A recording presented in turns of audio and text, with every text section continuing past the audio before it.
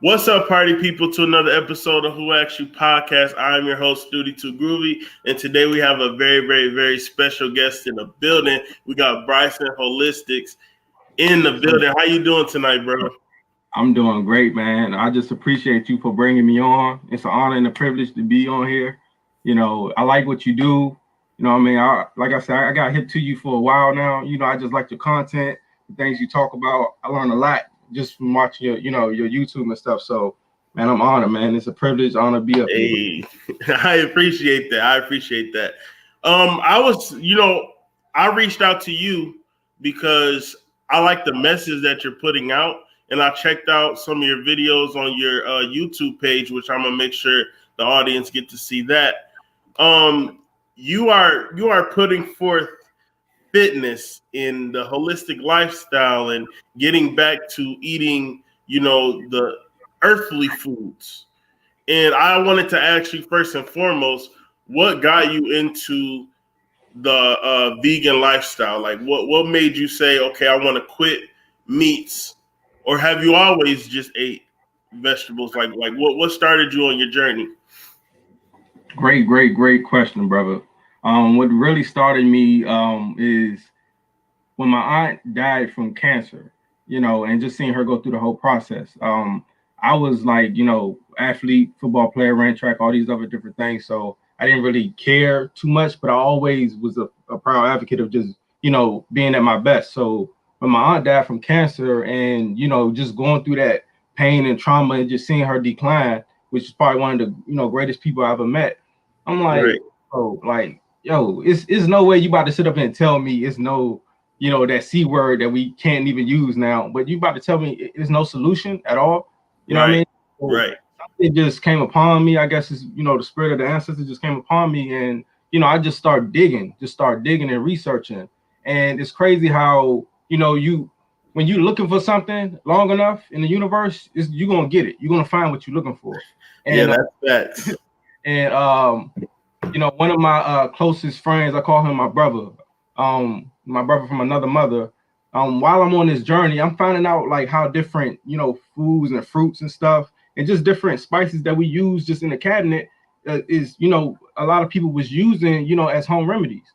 But the number one, the big change came is when my other brother, introduced me to this book, and it was Dr. Laila Africa's book, Rest in Power, Dr. Laila Africa. Indeed. So I just came from college. I couldn't even afford the book at the time. So, I was begging him, yo, let me get this book. Cause he said a few things that was like, yo, what you mean? Where you know that from? How you know that? What caused what? So, Yeah. And okay, I couldn't get the book. So I was like, all right, cool. I just, typed up his name on Google and I seen a bunch of YouTube videos. So I just went in. I went in like, like it's nobody's business. And by the time I was able to afford the book, I already knew half of the information that was already in the book just from watching the videos. And he would just went in on just so many different ways that you can, heal the body and, what caused you like, to go blind and, the emotions to, like sugars associated with salt, you know what I mean? Sugar makes you feel salt make you crave sugar. The emotions, that's associated with salt is anger, just stuff like that. And it just blew my mind. So I just started going more and more into it. And then eventually it led into me just wanting to transform my lifestyle. Mind you, I already lived an active lifestyle, but I still ate whatever I wanted.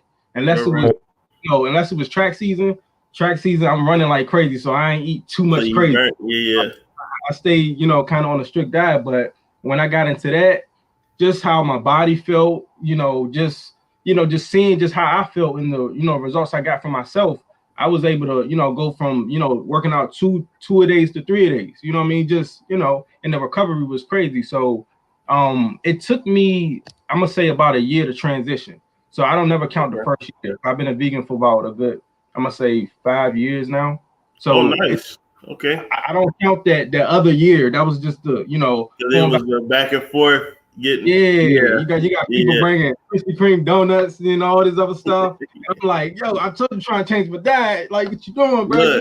Look, trust me, cause I've been vegetarian. It'll be a year come February, and I still fall into the chip trap, pizza, all that kind of stuff. Like I still haven't mastered not eating that. Like I eat no meats, period. Like not fish, not nothing, nothing, nothing.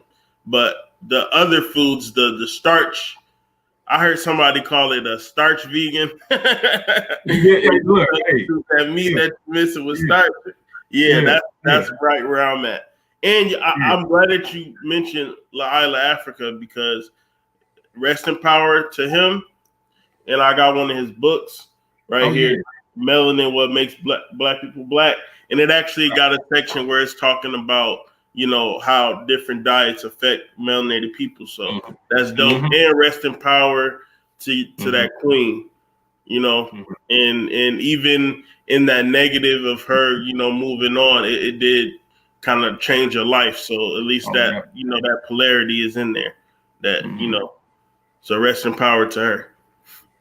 Yeah. And thank you for sharing that. Oh yeah, man. This, like I said, it just, you know, it was something. It's crazy how you gotta. I don't want to say it's like the same story, but it's like when you go through a certain form of like traumatic experience pertaining to, you know, whatever it is may be, it just almost like it awakens you in a sense. Like you got to go through some form of hardship or adversity for, you know, things to really, really just, you know, click for you. So that definitely. And just, you know, the fact that I was able to just like not just find a solution, but be able to help people, that's what, you know, just start opening up my passion. Because I was just a naturally quiet person. You know, I didn't really, you know, talk to people too much, stay to myself, you know what I mean? But, you know, when I got into this knowledge, I felt like everybody had to know, you know what I mean? So that's facts. And I gotta throw this in here, bro, because it's bugging me a little bit. Like, this is one of the things that you can use for like sugar cravings. So this is called Genema Sylvester. Okay. You know, this is I didn't know about this at the particular time when I was transitioning, so it made the transition probably a lot more difficult. But if somebody's trying to transition, whether you're just trying to do like, you know, a vegan diet or just, you know, get into eating healthier, these will help with the sugar cravings and stuff like that. I want to know do you know of anything that stops the you know, cheese has that chemical that makes you kind of crave it a little bit. I wonder if there's like something that you can take to block that off. I'm about to look it up real quick. Okay, go ahead. Go ahead. Hold on, cheese. And you just come out like the vegan cheese or versus regular cheese? Oh no, regular cheese. Okay. Because I'm about to look it up. I'm not looking up a cure or nothing, but I'm about to look up what the chemical is called. Casomorphins. Yeah, that's what cheese. We about to learn today. Not just playing. Okay. I'm with it, bro. Let me share my screen real quick. Sure. Because I'll be fighting with cheese, yo. Cheese addiction is real, but you can break out of it. I'm about to get to the important part. What makes cheese so addictive is the extremely high concentration of the milk protein casein that, when digested, results in casomorphins. And casomorphins are opioids belonging to the same chemical family as morphine and opium, including euphoric feelings and lowering pain. But just as morphine and opium, casomorphins are addictive, and if you suddenly stop eating cheese, you might experience uncomfortable withdrawal symptoms and strong cravings. Boom. Hey man, go ahead. Oh no, I was just gonna say it's in the food, and I was gonna shut up. And it's so crazy because I actually learned this from Laila Africa. I think when they first started to release a lot of these chemicals, you know, especially when it comes to addictive chemicals, but he don't really call them addictive chemicals. He said it was behavior modifiers, and these behavior modifiers was released to the Nuremberg trial in the 1940s or something like that. So basically, when they start putting the additives in the food, not only did it make people addicted to the food, it also controlled their behavior. So they can basically control your behavior based upon what you're eating. So when people like, it's almost like, yo, we're gonna sell them this, and it's gonna make them feel this way, and they're gonna have these type of habits, and we're gonna just keep feeding that addiction, and they're gonna keep putting money in our pockets. You see what I'm saying? I'm gonna lock them up because of the behaviors that they're portraying from eating that food. Yeah. The game sold up. Nah. For Yo, real. So like yo, they go ahead. I was gonna say, so for the people who don't know, you sell Mhm. detox waters. I'm about to Mhm. show your first I'm gonna show your company page, and I'm gonna show Mhm. your regular page because I want people to follow you. And can you Mhm. kind of talk about your detox waters and how much they cost and stuff, just in case somebody is interested in Right. purchasing from you? Actually, I got one. I got some right here. Okay. Right, I was like, yo, let me go ahead and bring this up on. You know what I mean? But Hold on, let me move this real quick then for you so you can go ahead and talk about it. no, yeah, you good. No, basically, I created it to help people. Put it this way, I didn't even really like get into try to make concoctions and formulas and stuff like that. But when I started doing studies, I would give a lot of people different formulas that they can use for themselves based upon what's going on with them. But one thing I noticed for sure is, let's just say the CMOS is popping. Matter of fact, Mhm. shout out, my friend, I'm Swish, the Swish doctor. He sells CMOS and stuff. A lot of people would just get into some of these things like the CMOS or the black seed, things of that nature. So I created a detox because I'm like, yo, okay, that's great you taking this stuff, but you probably still addicted to that sugar. You probably Mhm. still got clogged arteries. You probably still, got cells that's not even, being rejuvenated. So I created the detox water to help not only flush out, the lot of the toxins and stuff out of the body, but what makes it different from other detoxes, it's not like a detox laxative that pulls moistures and all this other stuff and pull that, this stuff out the body. It actually replenishes the cells and revitalizes the cells, and it Right. helps with recovery. And the thing is, people forget the one common thing why we love the sun so much. It's the greens, the chlorophyll, the green leafy Yeah. vegetables. Okay. Man, like we Yeah. get into like the greens, parsley, kale, oregano, callaloo, what I mean, mustard greens. We get into all of that stuff. What I realize is people don't like eating that stuff. Because even as a vegan, I'm like, what I got on my plate, I might have, let's just say, I'm gonna say let's just say vegan junk food, right? It ain't even Yeah. technical food, but let's just go into something basic like a vegan cheeseburger, right? I would Mhm. eat the vegan cheeseburger, but guess what I got to the side? I got a bunch of greens. I got a Yeah. bunch of greens stacked up. A lot of people just don't like eating greens. So I said, you know what? I'm gonna create something that people can drink the greens and still be cool with it. You know what I mean? Right. And not be overburned or taste bad and things of that nature. So I created the green drink so people can not only just look forward to just drinking and cleansing out their body, they also can keep that chlorophyll in their system. The chlorophyll is the fountain of youth. That's how you stay young. It's good for the skin, good for the hair, good for your teeth, your bones, your nails. Vitamin K. You see what I'm saying? Like you can go into detail with the vitamin K far as like just looking it up, but it's a lot of health benefits to just vitamin K.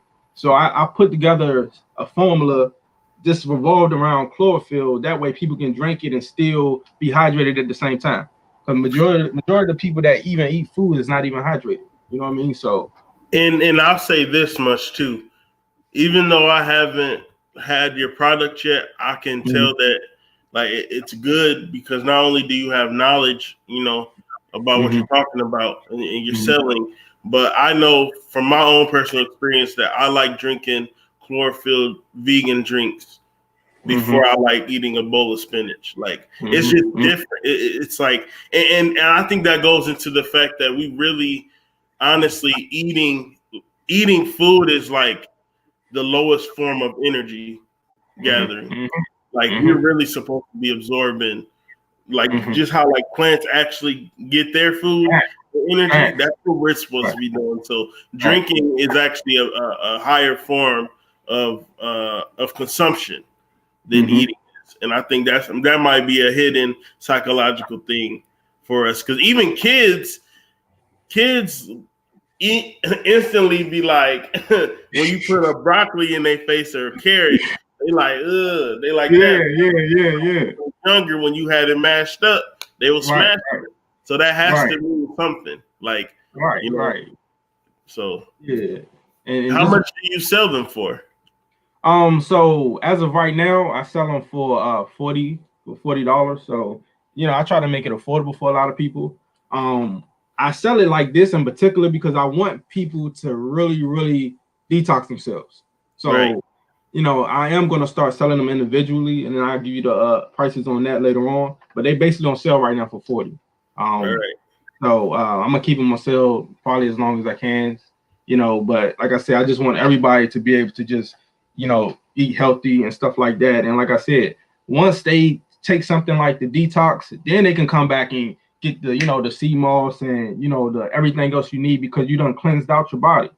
But like I said before, this also too, the problem that I have with people is they'll come around and they'll eat this or even drink this or whatever the case may be that's healthy. Because there's a lot of people got a lot of great stuff out there, a lot of great stuff. They'll go back to eating the same food, you know, from the jump. And I'm like, yo, Yeah. you just killed the purpose of going through that whole process. You know what I mean? And I done had a lot of great reviews with the drink as well. You know what I mean? From, you know, women's reproductive system to, you know, it clearing up people's faces, or, you know, it's just a lot of great stuff that I don't screenshot it. I'm gonna put a lot of that stuff out, you know, later. But outside of that, even with some of the stuff that I put up here, these are some of the things that I have in the drink as well. You know what I mean? Right.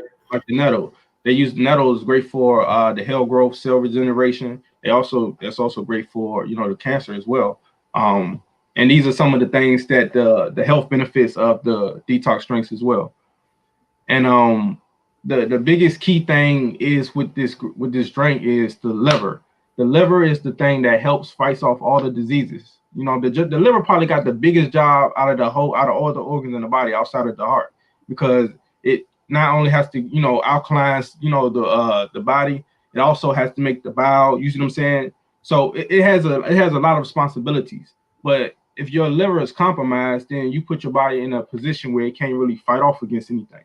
So this is why I tell you need to make sure your liver is strong, because everybody was, you know, I guess you could say targeting the immune system. We like to build up the immune system. You know, if you really want to keep your immune system strong, you want to make sure your liver is strong. And Like when you have, I could be wrong, but I believe I heard when you have like dark circles under your eyes or like dark spots near your eyes, that's because your liver is failing.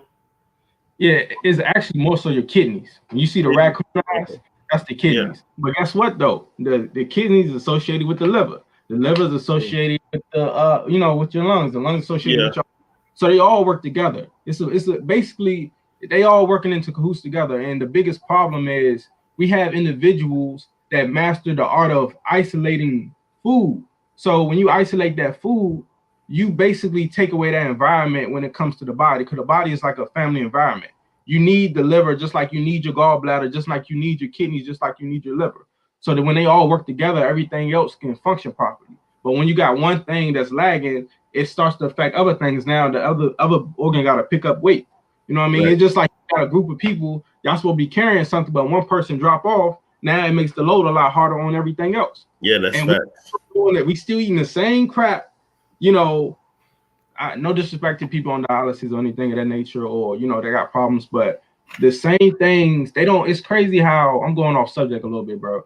The same thing that got us in a situation that compromises our kidneys or our liver, we still eat the same, we still live the same lifestyle. You can't keep eating the same stuff and then expect, you know what I mean, different results. So I'm going all over the place. They take out gallbladders. No, take over. Go ahead. You doing well. They take out gallbladders and stuff, right? Like, yo, it wasn't the gallbladder's fault why it's in that position. It's not your liver fault. It's not your heart fault. It's not your lungs fault. It's what you put in your mouth. It's your lifestyle. So once, you know, some of these doctors start really telling people this is what's causing the problem, then we can get to the solution. But now, like I said, I keep shouting them out, like Africa would say. Now, once you do the same stuff and you know better, now we already know that's an emotional problem. Now, you see what I'm saying? Because you already know this is what's causing a problem. So now, how we get to the emotions, we got to start working on our emotions. Meaning, we also got to go ahead and start using some of these sugar cravings and start understanding that, okay, this is a deeper thing going on here, because there's a reason behind everything. Just like they say, you know, with diabetes is like, you know, a disease that's associated with love and affection. You see what I'm saying? Cancer is associated with selfishness. Like, you see what I'm saying? So like a lot of these diseases have emotions on them, but a lot of people just not understanding because you're just going off of what the doctor is telling you. And this is why I tell people you need to go out your way to educate yourself. Like go out your way to educate yourself. It is no reason. It's 2020. Anything y'all should learn from this pandemic. I meant pandemic. Why everything you should look like, yo, you should be picking up books. I got a few here, the rest of them in my car because I'll be traveling and reading at the park and stuff. But like this is one of Dr. Africa books right here, the Dictionary of Vitamins. You know what I mean? Matter of fact, Joe got a book on it's somewhere around here, but yeah. You got this one, Alkaline Herbal Medicine. This is the Dr. Sebi one too as well. Oh, I gotta get that one. Dr. Sebi, another one. And Dr. Sebi, I learned a lot from him. You know what I mean? As far as alkaline, I'm gonna go ahead and say this too. And it might be people might, disagree or debunk this, but it is what it is. When it comes to alkaline, or because some people say, well, alkaline, you don't really need to do alkaline like that, or whatever case may be. I feel like if you're a person that's still eating a junk food diet, you still intaking, dead flesh, and you still consuming things that is not like, basically native to, your body, then you need to be taking stuff that is alkaline, especially. You know what I mean? It's not from somebody that's like a raw food vegan that probably not even eating food. They just eat straight fruits and vegetables and fast all day. That's different. But you talking about somebody that's got a polluted environment, you need to, you definitely need to get on the alkaline diet for sure. You know what I mean? And like they both disagreed on a lot of different things, but I take both of what I learned from both of them and I make it work for what I need for me. But if I'm recommending anybody to follow, I say, look, you can follow Queen of Four, which I got her book right here too, Man Heal Thyself. She also I never even heard of that. Yeah, this is a great book, man. It really gets into not only just the healing, but it gets into the spiritual aspect of healing as well. You know what I mean? Just being in connection, being connected to the, the universe and the fruits and the vegetables that you eat. And she also got another one called The Angry Vagina. That's in my car. It don't do me no well when I'm not showing it. But women need to get the Angry Vagina book. I post a lot of these, the stuff that's inside the book on, on the gram and stuff sometimes too, so people can, see what's popping. Some people. Here, I'm gonna show you. While you talking, I'm gonna share your main page right here so they know. Y'all follow my boy, man. He out here doing it big. Holistic health nutritionist and coach. It's just trying to set an example. You're a numerologist as well. Yeah. I guess you could say I that's an understatement. I shouldn't say I'm a baby in numerology, but I'm gonna say this, as far as just breaking down the names and the numbers and things of that nature. Yes, it just comes natural to me. My teacher for that one is Lloyd Strayhorn, actually. Matter of fact, shout out to Lloyd Strayhorn. If y'all don't know who that is, go follow him. So you know how to break down like life path numbers and things of that nature? Yeah. And a lot of it, I learned it so fast in a sense, you know what I mean? So just like with the birthdays, prime example, one of the books that I read from Lloyd Strayhorn, let's just say you're born on the 2nd, the 20th, or the 11th of any of the day, or even similar to the month, but we just gonna keep it on the day. You most likely those individuals got a very sensitive stomach. You know what I mean? And also with people that's like that, they tend to be either vegans, semi-vegans, pescatarians, or just watch what they eat because they tend to have a lot of sensitivity in the stomach. So like with that number, if you write the number 2 in a cursive, it looks like the stomach. You see what I'm saying? So it's crazy how I think that is. I learned that from Lloyd Strayhorn, and also like with the number 2, I'm gonna just go ahead and do a little reading on that. Anybody that has the number 2, they are really great visionaries. You know what I mean? They tend to see right through people. They also tend to be people that dream a lot. They tend to be very indecisive at times. I guess you say on the con side, and also individuals that have a great discernment when it comes to seeing things, so they can kind of pick up on a lot of things pertaining to their intuition, and don't even understand why they picked up on it. Just picked up on it. So I get into the numbers a lot too. Actually, matter of fact, I don't even know your birthday, brother. What's your birthday? It's October 23rd, 1992. I only asked you that because like I'm into numerology as well. I'm life path 9. So. Oh, really? Okay. Yeah. No, I'm gonna shut up. I'm gonna let you go ahead and break it down. Hold on. Let me shut up. I mean, hey, look, it's crazy. You got my mom's birthday, brother. That's crazy. Oh, for real? That's October 23rd. That's my mother's birthday, brother. Yo, Birthday. Oh, that's fire. I'm about to see. I got my little bag of books right here. I'm about to see if we got the same numerology book real quick. By your reaction, I'm gonna know if we got the same book or not. I bet. That's crazy, man. The 23rd. So her birthday literally October 23rd. That's why you're doing everything you're doing. You the multitasker, bro. Yeah. This right here, numerology, the divine triangle. Oh, I don't got that one. I gotta get that one. Get this, bro. This right here. Yeah, this is it right here. Trust me. Right? That's, man, it's like having my OGB day. Hey, shout out all Scorpios all the time. Yo, he a 22 master number 2. Yo, he a 22 master number 2. Yo, so hey, he stick out like a sore thumb, dog. Everywhere he go at, people just gonna turn and look at him and be like, yo, what is it about this dude? Like, he got that energy. Mind you, he probably very extreme too. You know, whether it can be good or bad, depending on who the person is. Yeah. Also, I see that 10 there too. So he has a great perspective of life. Like, he's not a biased person. You know what I mean? He's fair. He can look at the field from all angles. And also with that 10, I see, you know, it's hard for somebody to get over on him. It's hard for somebody to try to manipulate him. He already 10 steps ahead of the game. The number 10. You know what I'm saying? You know. Yeah. One of the things that I realized that I'd be knowing when people on bullshit, but I just try to see, like, am I wrong? And I gotta learn 2021. I'm just gonna read it and dip, but like, let me see if they on bullshit. Right. Yeah, and they usually are. It's crazy, bro. It's like, yo, just with the numbers alone. I fell in love with the numbers because not only it just be able to help you understand the characteristics of people, it also helps to heal. Like, a lot of people just don't know how significant their birthdays are. Like, they, you know, some people, you know, they know that I know I'm special, but I just don't know what it is. But when you confirm it through their birthday or even just it's, you know, it just puts them on a whole nother level, and I feel like it brings out a different meaning to their life. You know what I mean? So no, that's facts. That's facts. I'm about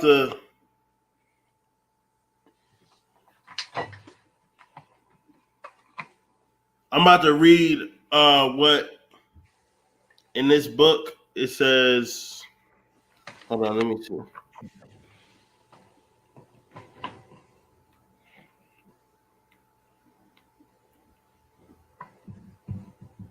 Okay, I'm just about to read the regular life lesson. No. Hold on. Not the. Yeah, I'm going to read the life lesson number. This is for 9, right? Yeah, and I'm a 9. I ain't even tell you that. Huh? I'm a 9 too. I'm born on You the 20. 9? Okay. That's why we resonate like that. All right. Yeah. You know the frequency, bro. Yeah, because we've been vibing even before the camera. Okay. So 9 as the life lesson number. You should be the universal lover of humanity, patient, kind, and understanding. You are at the peak of life's expression and must turn and show others the way. You seem to receive wisdom from above.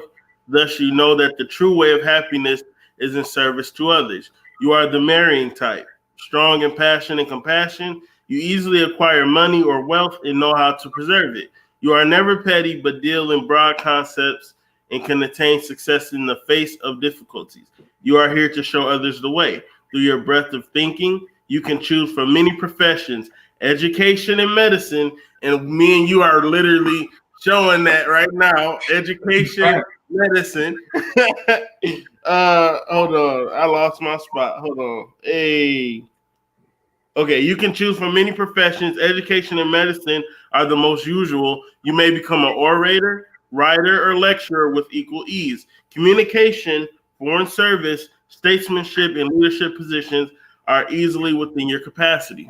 Mm-hmm. So don't let nobody tell y'all that this is some bullshit because that literally is us. Right. Hey, you know what's so even more crazier? Dr. Layla Africa, we share the same birthday. And he's January 27th.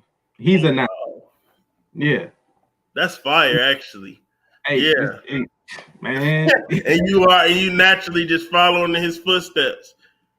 That's in the ancestors knew this knowledge. Like they didn't know this shit. Our ancestors taught them this, and we just now rediscovering it.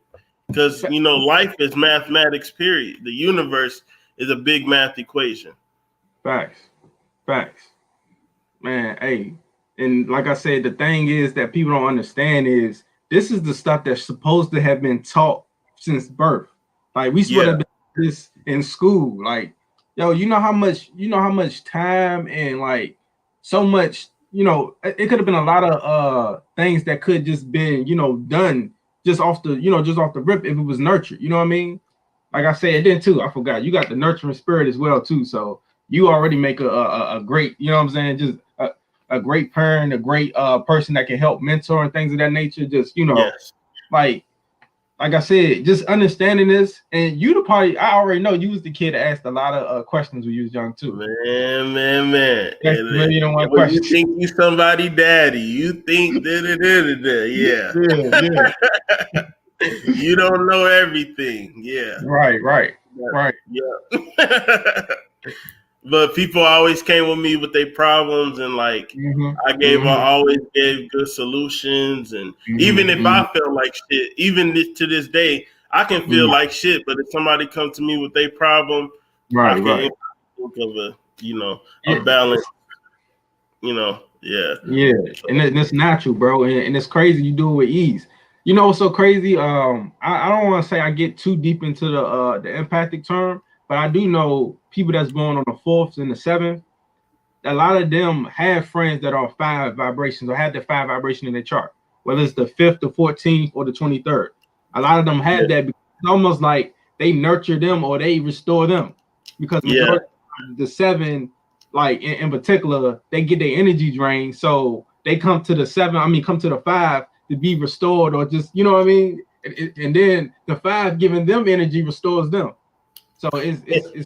And I want to tell, and just so y'all know what he's talking about, when you break 23 down, you break it down to 2 plus 3, and that equals 5. And so whatever that 5 energy is, that's the energy, and that actually can configure into angel numbers as well, or which is the sun's angles personified into angels, and each angle is a different thought or a different message from the divine. So right. Matter of fact, I think I just seen, it's crazy. I see the number 1, 2, 3 as well, and 1023 in different formats. That's crazy. Yo, like this, I screenshot it in my story. Probably I'm gonna say at least every other day. So people, because you do it on purpose. Nah, that's the sign. Like that's what it is. That's crazy. That could have been your angel saying like you about to be on an October 23rd baby podcast. Like like that's dope. And I just saw 3333. So there you go. See, that's I want to show this video to kind of give people a visualization of somebody supposed to be working towards a goal but still doing the same bad habits.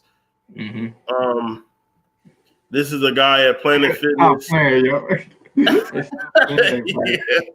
Oh no. Yo. And working out, it's the best part of it. You do 1 rep, you take 1 bite. That's sad. There's no better way to get fit than doing that. Good stuff. Like, why do they have pizza day? It's one of my favorite moves. It's the 1-legged elliptical. Man, why do they have pizza day at a fitness place like that? It's crazy. It's great marketing, man. They say, from my understanding, it's because it's going to bring a closer environment. It's going to create opportunity for people to come closer and stuff like that.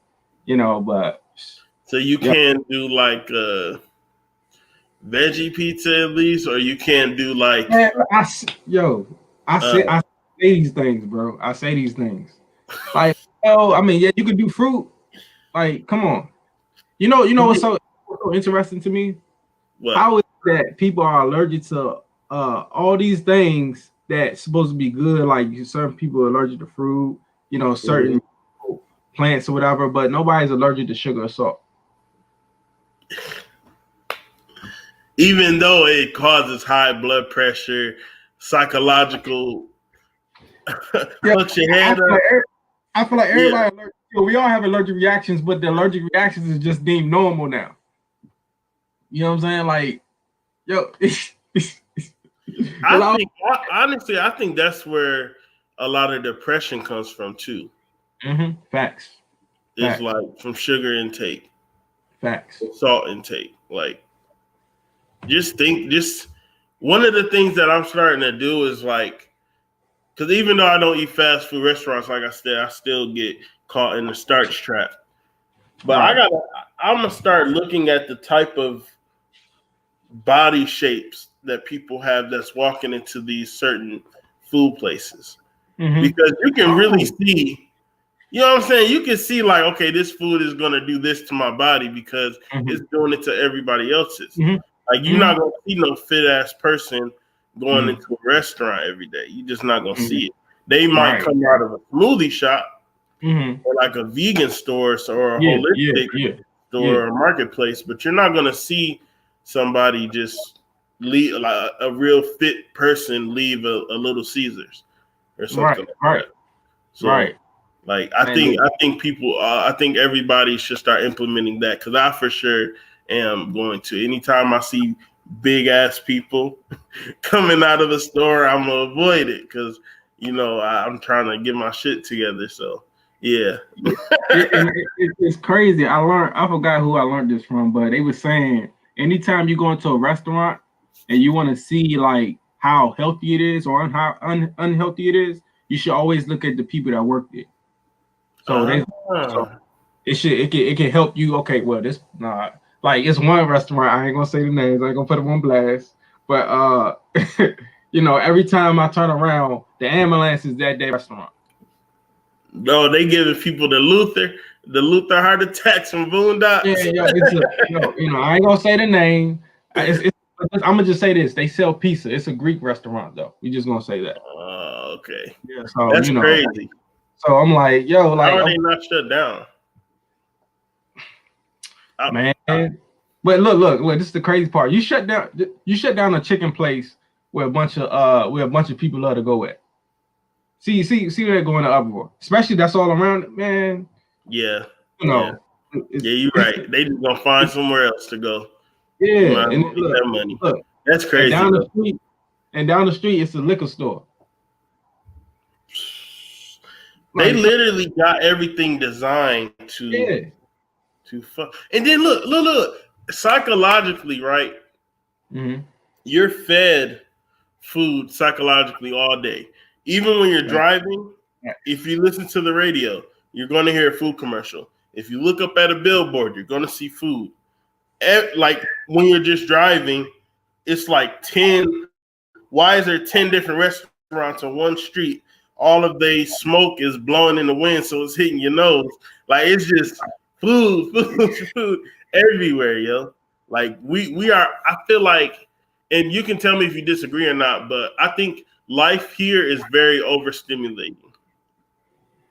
It's very noise, and with your nose, with everything. It's just imagery. Everything is just, I think it's just an overload. Like, definitely. And like I said, with just understanding, just going back to what you said, far as just like the food that we fed through, far as the brain psychologically and mentally, man, I just don't. I don't know how people can watch the news every day. I just don't understand. You know what I mean? Like, I don't. I just don't know. I can't get it. Like, you know what I mean? And my thing is word film. Exactly. And I'm like, yo, and then you so stressed out.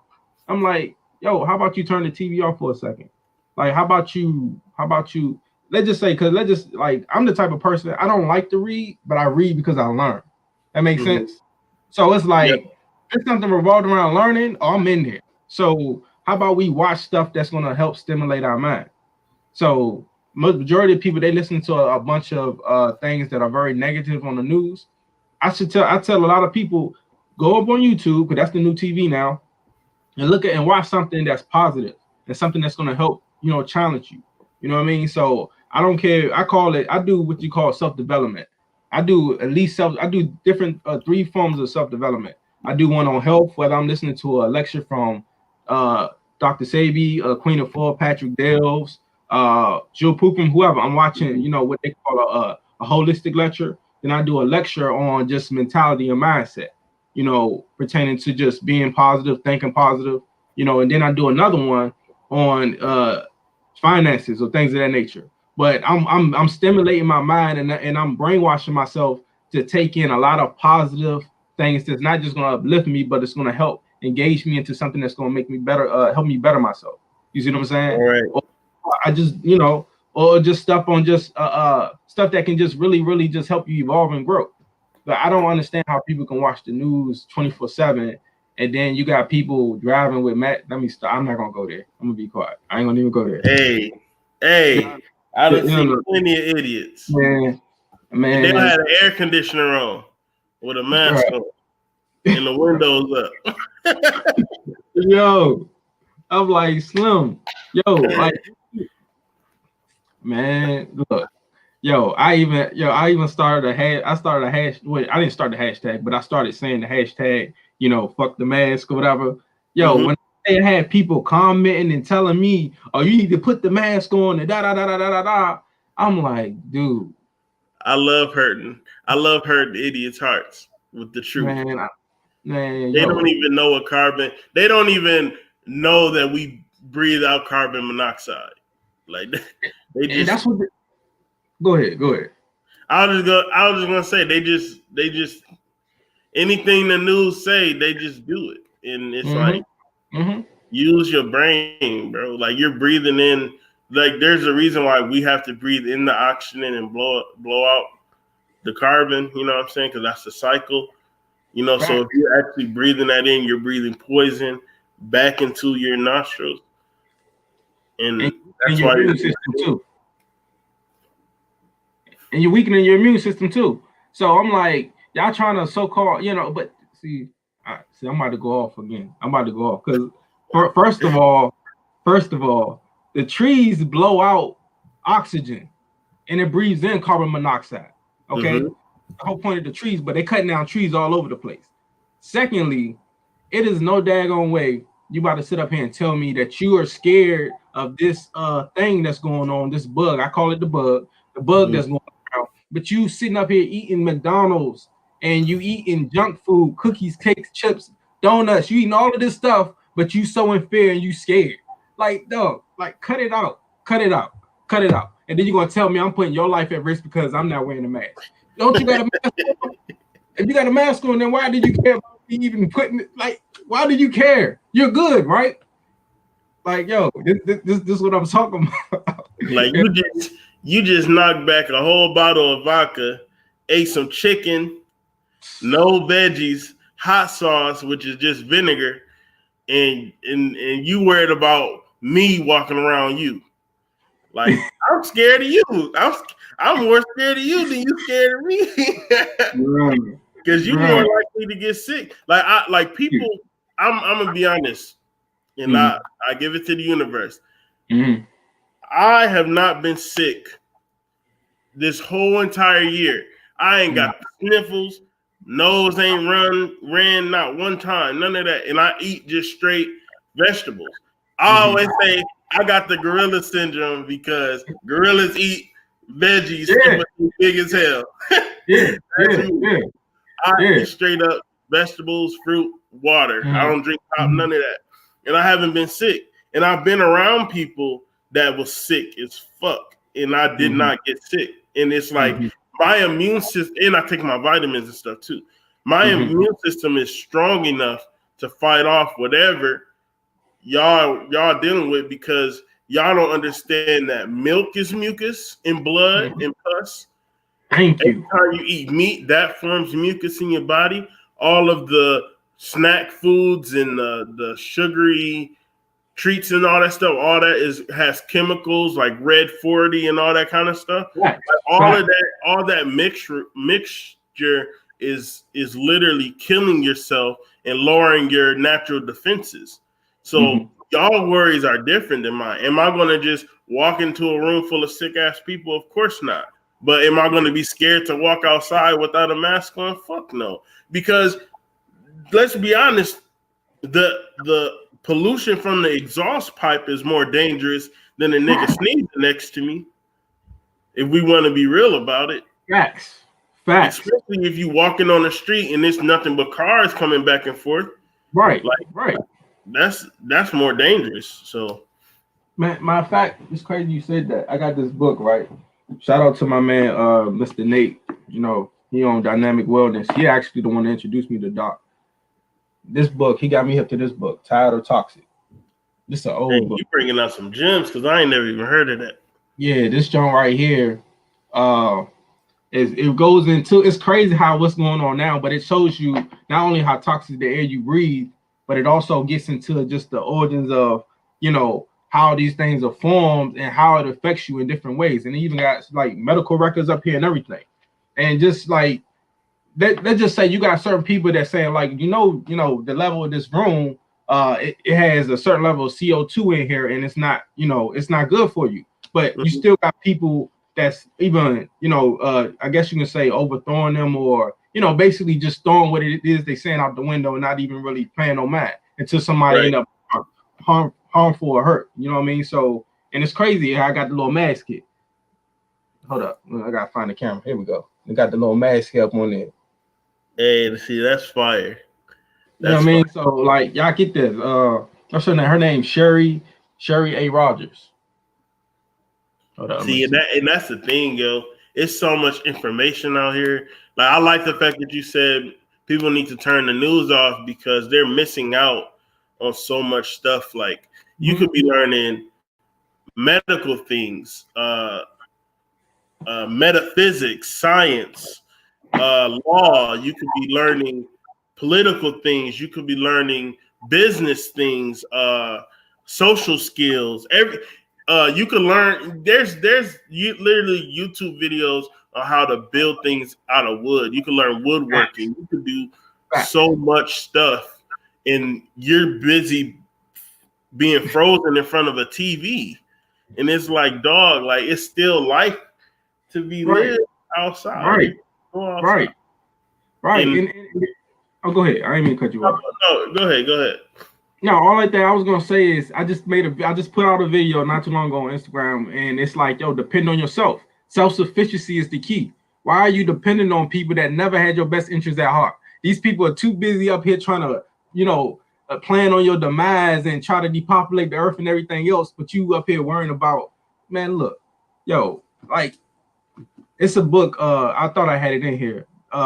It's a book on just, it's called Holistic Self-Diagnosis. It's Dr. Laila Africa and his wife is on the cover. And it not only just breaks down like the different origins of, you know, the organs and how it coincides with a bump or a discoloration or just like you said earlier with raccoon eyes and stuff. Not only it shows you how to be able to heal yourself, it shows you how to diagnose yourself. It shows you how to check the temperature, you know, check the temperature of your, you know, of your, not the temperature, to check the, what you call it? I can't even think, I'm losing the words. Anyway, it's basically like a pre-K way of how you can be able to heal your body and go through the origins and see why your body acts the way it is. And then you can pick up different body groups and it tells you, okay, this person is more prone to be addicted to this and live this type of lifestyle. This person with this body structure is more addicted to this and live this lifestyle. So you're able to not only catch stuff early, you able to know what's going on. Because if your doctor is looking at you and giving you a checkup, if you look at your eyes, you should be able to tell what's going on with every organ looking at your eyes. Right. Look at your tongue, everything, the doctor should be able to tell you everything that's going on with your tongue. But they don't do that. For whatever reason, I'm not going to get into that. From my understanding, they study sick people. So somebody that studies sick people You know what I mean? How they going to diagnose you if you're still basically healthy? You know what I mean? They're not going to be able to give you on the scale. Well, just take some aspirin. Yeah, like come on, suppressive therapy. It's called suppressive therapy. They do not have your best interests at heart. I'm trying to tell you. They come from, never mind. I'm not even gonna go there. Anyway, hey, look, this is the platform to do it. I'm trying to tell you. Look. Cave civilization. That's all I'm gonna say. Cave civilization.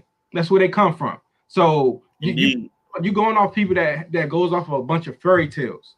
They heal. Yo, they used to hit each other in the head with a rock when they had a headache. Mind you, if you tell me you got a headache, you gotta either be constipated or constipated. You see what I'm saying? Like or you might be dehydrated. Yeah, and the thing is, just like off basic information, this is the stuff that people need to be learning. You learn how to heal yourself. You know how many lives you can sell. And you ain't even gotta be no crazy healer person, whatever. You can just do it for your kids, do it for your family. There's too many people out here that don't understand that they got power in their own hands, that they don't take advantage of it for whatever reason. Like, I just feel like I don't understand how you could be stuck in a house in a quarantine and you don't, use your time to be productive. Like, that's what I don't really understand and get. You know what I mean? Like I said, he got a book here, another book. And I haven't even finished reading this yet. But this basically saying controlling. Hold up, let me get into the camera. Controlling the understanding and raising the black children. This got baby formulas in here. It shows you why baby slobbers and drools. It tells you all of that stuff. It tells you why they got nightmares. It gets into that. And the stuff that we think is normal, it's not normal. Like, there's no way you should be shaking a baby after they drink, after you feed them. Like, why are you shaking a baby? Do you shake every time you eat food? So why are you shaking the baby? Now you causing problems already. Right. Childbirth, like, how you supposed to not in the second month trimester. I remember him saying in a lecture, like, yo, you can give a child diabetes just by stressing the mama in the second trimester. You know what I'm saying? So it's deep stuff like that in this book. There's so much knowledge around here. That's because we don't understand that all of our problems are psychological first, and then it's manifested. Well, first it's spiritual, then it's psychological, and then it manifests into our bodies. And I know that because, little known Black history fact, I actually suffered from depression from time to time. So I know from my own personal experience that it starts psychologically, and then behavior, and then your body suffers. So right. And that's where the self-development comes in at for me. You know what I mean? I'm like, if you feed in your mind positive things, like, you're gonna start to implement that into your life. And this is why I tell people, like, I feel like, especially just as men, we need to learn how to deal with hardships of life, because it's not gonna go nowhere.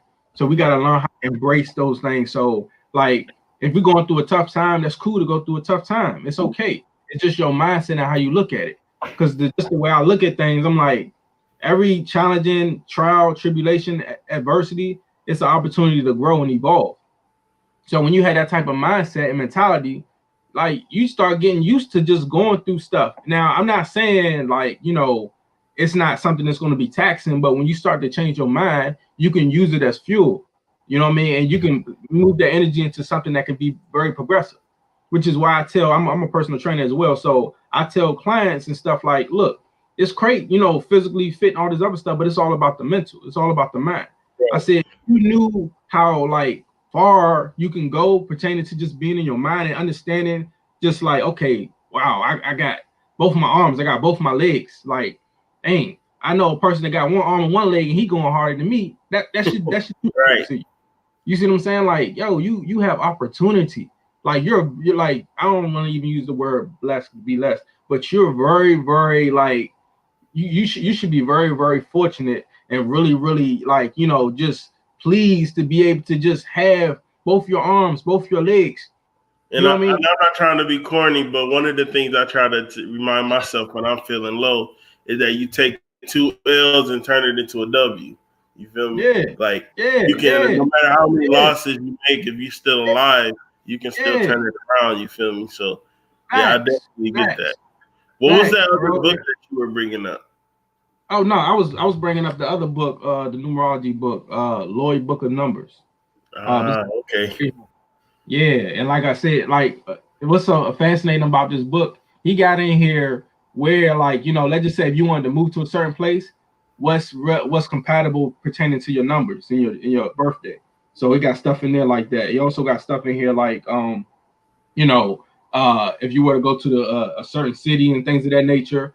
Also got here like, you know, cycles far. Well, actually, that's in the other book. Actually, that's in the car too. But anyway, with this book, not just where you live at and where you going at, it also goes into like deep parts of the life path, the destiny numbers, compatibilities, the numbers if they were to be compatible, how they react, how they would deal with each other. So this is like great for people that just want to do, like, you know, far as understanding relationships and then understand, you know, the other book, it actually has the money cycles, and I'm pretty sure everybody want to know those. So right.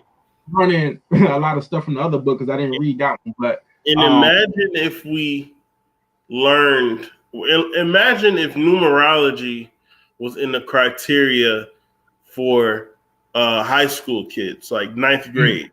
That's when you learn your life path, and then you got programs where, okay, you're a life path 8. These are the things that you're naturally good at. Let me give you some classes that cater to these and see which one fits you the most. Right. If we had that system, man, we would be everybody. I ain't even gonna lie to you. I'm getting into that. I'm definitely getting into that. Especially when this website get finished, I'm getting into that because people need to know. They really know. You know how many kids? Well, I've been talking about, and I don't know how I'm gonna do this, but I've been talking to a few people about starting like an online school where we do like different teachers teach different subjects, and people can either pay a whole package or pay per teacher. I don't know how I'm going to implement it, but if that's something that you will be interested in, I would definitely like to bring you in on that. Definitely. I feel like that needs to happen. Like 2020, like 2021, I want to set the groundwork for it. In 2022, I want to launch it. So, definitely, man. I'm definitely with that. Shyla. I just found out about that. When I found out about that 2 months ago. I know what he just pulled up. I heard it's like a mushroom, right? From my understanding, I don't know if it's a mushroom. It might be. I need to look. I seen it. Somebody put it up on them. It came up on my timeline and I screenshot it. But I heard a lot of good stuff about it though. We about to find out because I'm the research guy. Hold on, not this way. All right, hold on. I'm about to share the screen on Healthline. We about to find out.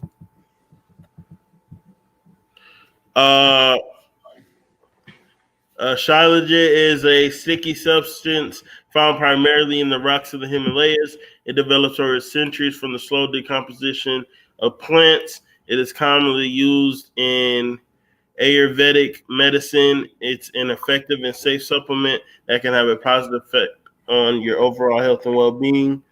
8 ways to use it. Alzheimer's disease. It's like an antioxidant. It helps boost low testosterone, chronic fatigue, aging, high altitude sickness, iron deficiency, anemia, infertility, and heart health. You can't take it if you have sickle cell anemia or too much iron. It says it may contain heavy metal ions, free radicals, fungus, and other contaminations that make you sick. That's if you eat it raw. But I mean, definitely gonna do more research on that. Thanks for bringing that up. Yeah, man. I'm definitely going to be looking deeper into that as well. Yeah, for sure. Matter of fact, I want to go back to because I was just thinking about something just with Alzheimer's and all that stuff, right? A lot of that stuff, the I don't think people really understand how much damage sugar does. Like, and that's a part of the Alzheimer's and stuff, and the Parkinson's, lupus. You know what I mean? All those different diseases. All of those things is associated with your nervous system, which the sugar basically helps deteriorate all of that stuff. So that's why people bones and stuff start to be frail and all of that. The testosterone start to get low and all of that. So we can come up with all these. We have a lot of these different solutions and stuff, but when it comes to just solving a problem, we really gotta get to just like having a lot more discipline when it comes to just getting away from the sugar and salt. And this is why I would recommend most people to not only just get a sugar craving or something that's good for sugar cravings. There's other stuff out there you can take as well, but also just go out your way to understand how sugar digests and how your body processes sugar. Because in reality, they're just trying to turn the sugar back into a sugar cane to make it whole again. So Yeah. plus it pulls the moisture out your joints, out your eyes, out your hair, out your tongue, any place that you use, especially if it's something that's a more dominant part of your body, it pulls the moisture out of it because it's been drenched. That's why I said earlier before it's been isolated. You know what I mean?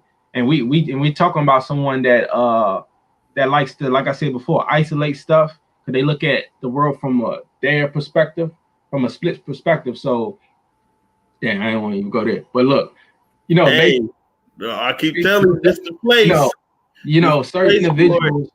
Certain individuals pertaining to their perspective, they look at things from just from one perspective. So this is why they like to isolate and separate and divide. You know what I mean? Because it comes from their mentality, it comes from their culture. More so in our culture, we was bringing everything together as a family environment. So once you isolate something and you light it on fire, it becomes a chemical, which Dr. Ali Africa would say. So, this is why we should make sure we keep stuff in its natural origins. If I'm talking, it don't matter who I'm talking to Christians, whoever. Look, if God didn't create it, if the universe didn't create it, leave it alone. Like, you know what I mean? Stop making stuff. Stop trying to get better than God. That's basically what people trying to do. You know what I'm saying? So you're saying, like, instead of isolating the addictive sugar component, we should, if we want something sweet, we should just chew on sugar cane, or we should you'd be better off the apple. Because think about this too, bro. We will smash on some flavored fruit snack, but we won't eat a fruit. Right. That's because crazy. For some reason, and I did this. I have this little series that I used to do, which I'm probably going to bring back because it keeps coming up, called Corner Store Chemistry, where I broke down the ingredients in the snack foods and stuff that you find in the corner store. And they literally have certain types of chemicals that taste like fruits. Yeah. So we're addicted to the artificial version of the fruit instead of the actual fruit. High fructose corn syrup, maltodextrin. Yep. You about to make me bring up that PowerPoint real quick. I could go down the list of the chemicals, man. I'm gonna stop for a second just so they can see your YouTube page. Y'all make sure y'all subscribe to this man. Gifted Soul. This is his channel right here. He got some good stuff. We need to support him. Y'all see that he's intellectual. Y'all see that he's coming from a good place. So let's, you know what I'm saying? Let's get this man up there because we could be talking to the next Dr. Sebi, the Isle of Africa right now. We just need to support him, Man, appreciate it, man. A lot of the videos up there, like I said, I really made this YouTube just for the people that really, really rock with me. Like I have I think over 1,000 something followers on Instagram or whatever. But for the main core people that communicate with me or reach out to me or whatever the case may be, I make these videos for them. You know what I mean? Just to give them that one-on-one, like, hey, look, yo, this is what this is good for. This is what this is good for. Especially if I get, a lot of questions and, like I said, just trying to share a lot of things that I learned that I feel like people should know, you know what I mean? So if people got questions, you know what I mean, I'll answer to the best of my ability. But a lot of the things a lot of the health knowledge I just got from, like I said, the Patrick Dales of the world, the Queen of Fours, the Dr. Sabies, the Lila Africas, Dr. Melanie Stevensons, Jewel Pookums. I got a lot of these knowledges from individuals like that. Even Robert Morris, I got a little bit from him too. So it's a lot of different individuals that molded me to be able to just communicate some of the stuff I communicate. But like I said, the main thing is just people got to understand that you have the power to control what it is that you need to control for yourself and your health. Because at the end of the day, we don't need to depend on no doctors. No person is trying to inject us with something that's foreign to our body, like, that's trying to, mutate and cause us to be sterile and all this extra stuff going on and got people fainting all over the place. But, we got to take control of our own. They admitted that they have nanoparticles in the vaccine, and they're just saying like, oh, it's just a carrier. But people aren't thinking like, okay, let's say it is a carrier, right? Mm-hmm. Who's going to take it out after it administers the V stuff?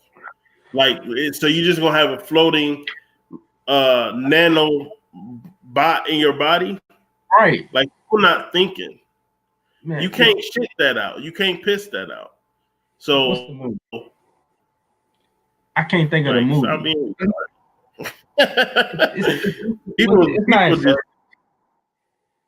People make me mad, man, because they don't think. It's a movie. I don't know if it's Insurgents. I'm gonna just say a lot of the movies that kind of reflect where that's going would be similar to Insurgents or Demolition Man, or what's the other movie? It's a few movies that kind of basically that's supposed to be that in future tense. But like I said before, people trust these doctors and other people's opinions too much. This is my thing, and I don't really care how people feel about it. If you got somebody that's supposed to be the head of giving out these vaccines and stuff, oh yeah, there you go, maltodextrin. They love putting this in a lot of stuff, man. This like a secret killer too. Causes a lot of headaches and stuff, and cause migraines and things of that nature. Shoot, yeah. I was breaking down these Fritos brand flaming hot chips or whatever, and ooh, I only brought this up because you mentioned it. It's a polysaccharide, which is many carbohydrates joined together in the molecule. That is as a food additive. It is produced from vegetable starch by partial hydrolysis. Hydrolysis is a chemical process in which a chemical of water is added to a substance. What is its uses? It is commonly used for the production of soft drinks and candy. Maltodextrin is used to improve the mouthfeel of food and beverage products. They literally use a chemical to make you feel good about using it. It's like a baby bottle. That's a part. My bad. That's a part of the behavior modifiers I was talking about. That was released in the child. It's part of the additive and infant formula. Mind you, you ever looked at the infant formula of Similac and Enfamil? You ever look at the ingredients? No, because I believe that women should breastfeed because that's what the boobs are for. I mean, and I just don't feel like breast. I ain't even about to go in. Look, I looked at the formula, right? Mind you, I'm an athletic dude. I couldn't even when I wasn't a vegan, I couldn't take muscle milk worth nothing. But why does the ingredients on the Enfamil and the Similac similar to the one that's on muscle milk or on these whey protein products? Like it's like it's is it for real? Like you look at the Enfamil, look at the back of the Enfamil and the Similac, look at the ingredients, and then look at the ingredients on like a popular protein powder, or like I said, some muscle milk or whatever the case may be. It's the same stuff. I'm gonna write that down because I'm gonna really do that research. Enfamil. Yeah. Enfamil and Similac. Those are two ones that I'm aware because they're the most popular baby food thing. And then trying to figure out why their baby all gassy and got all these problems and stuff Crying going. and shit. Yeah, on top of the vaccines that they're giving the babies and stuff, man. And that shit was made for people who can't produce milk. And y'all, this is the crazy part. And I know I'm not a female, so any woman, especially black women, please don't be offended by two males talking about this. But just because we don't have a vagina, that doesn't mean we don't have two eyes, right? Y'all still produce the milk and still have to get rid of the milk. So why would you give your baby formula and waste all that natural milk? And isn't there's I always say this wrong, but I think it's like it starts with the C. It's a component that actually helps the baby's brain grow that's in the breast milk. I don't want to say the word because I always do, but yeah, I don't know. That's crazy. But maltodextrin is used as a horticultural insecticide as well. So they're putting insecticide in chips. Dangers. Signs of intolerance to maltodextrin include bloating, cramping, and possible diarrhea. Reduces ability to fight off E. coli and salmonella, which are the top two things that's always found in the grocery store, with their fruits and vegetables. Weight gain, blood sugar spikes, quick impulse, dry mouth, nausea and vomiting, difficulty breathing, stomach discomfort, fruit-scented breath, frequent urination, fatigue, and thirstiness. And that's just one chemical. That sounds like diabetes to me. Right. Hey. They're killing this shit. Yo, or we're killing ourselves because technically it's free will. So. And like I said, it's a mindset. Getting out, man. We gotta get out of this matrix, man. We gotta get out of this matrix. It's just like people are indoctrinated and brainwashed and fed these things by individuals that's been put in positions of power, in a sense. So if you just got somebody like me, unless I got a credential behind me, you're not gonna really listen to what I say unless I show you, in a sense. So I feel like it should be everybody's responsibility to make sure you know what's going on with your body and know how to do. Just like a mechanic know how to fix a car, you should know how to fix. That's the one thing you should, because you only live in this thing like once. You know what I mean? So far as unless you reincarnate again or whatever, because you already done been here before anyway. But my whole thing is it should be your job to always go in and know what's going on with yourself. You should know how to not just read these things that the doctors are saying, but you should already know how to read yourself. You should know how to get yourself checkups. You should know how to look at your eyes, your tongue. You should already know how to do all of that stuff. Or even at the most basic level, every time I eat this food, I feel this way. So maybe I should stop eating it. Facts. At the most basic. Facts. And I feel like every woman pregnant or, you're gonna be pregnant one day, or you're gonna be a mom. Basically, every woman should get this book.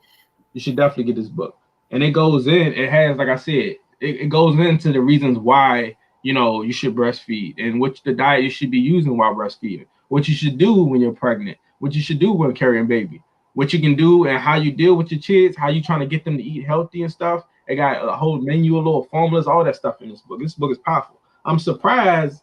Like a lot of people not hit to this one, actually.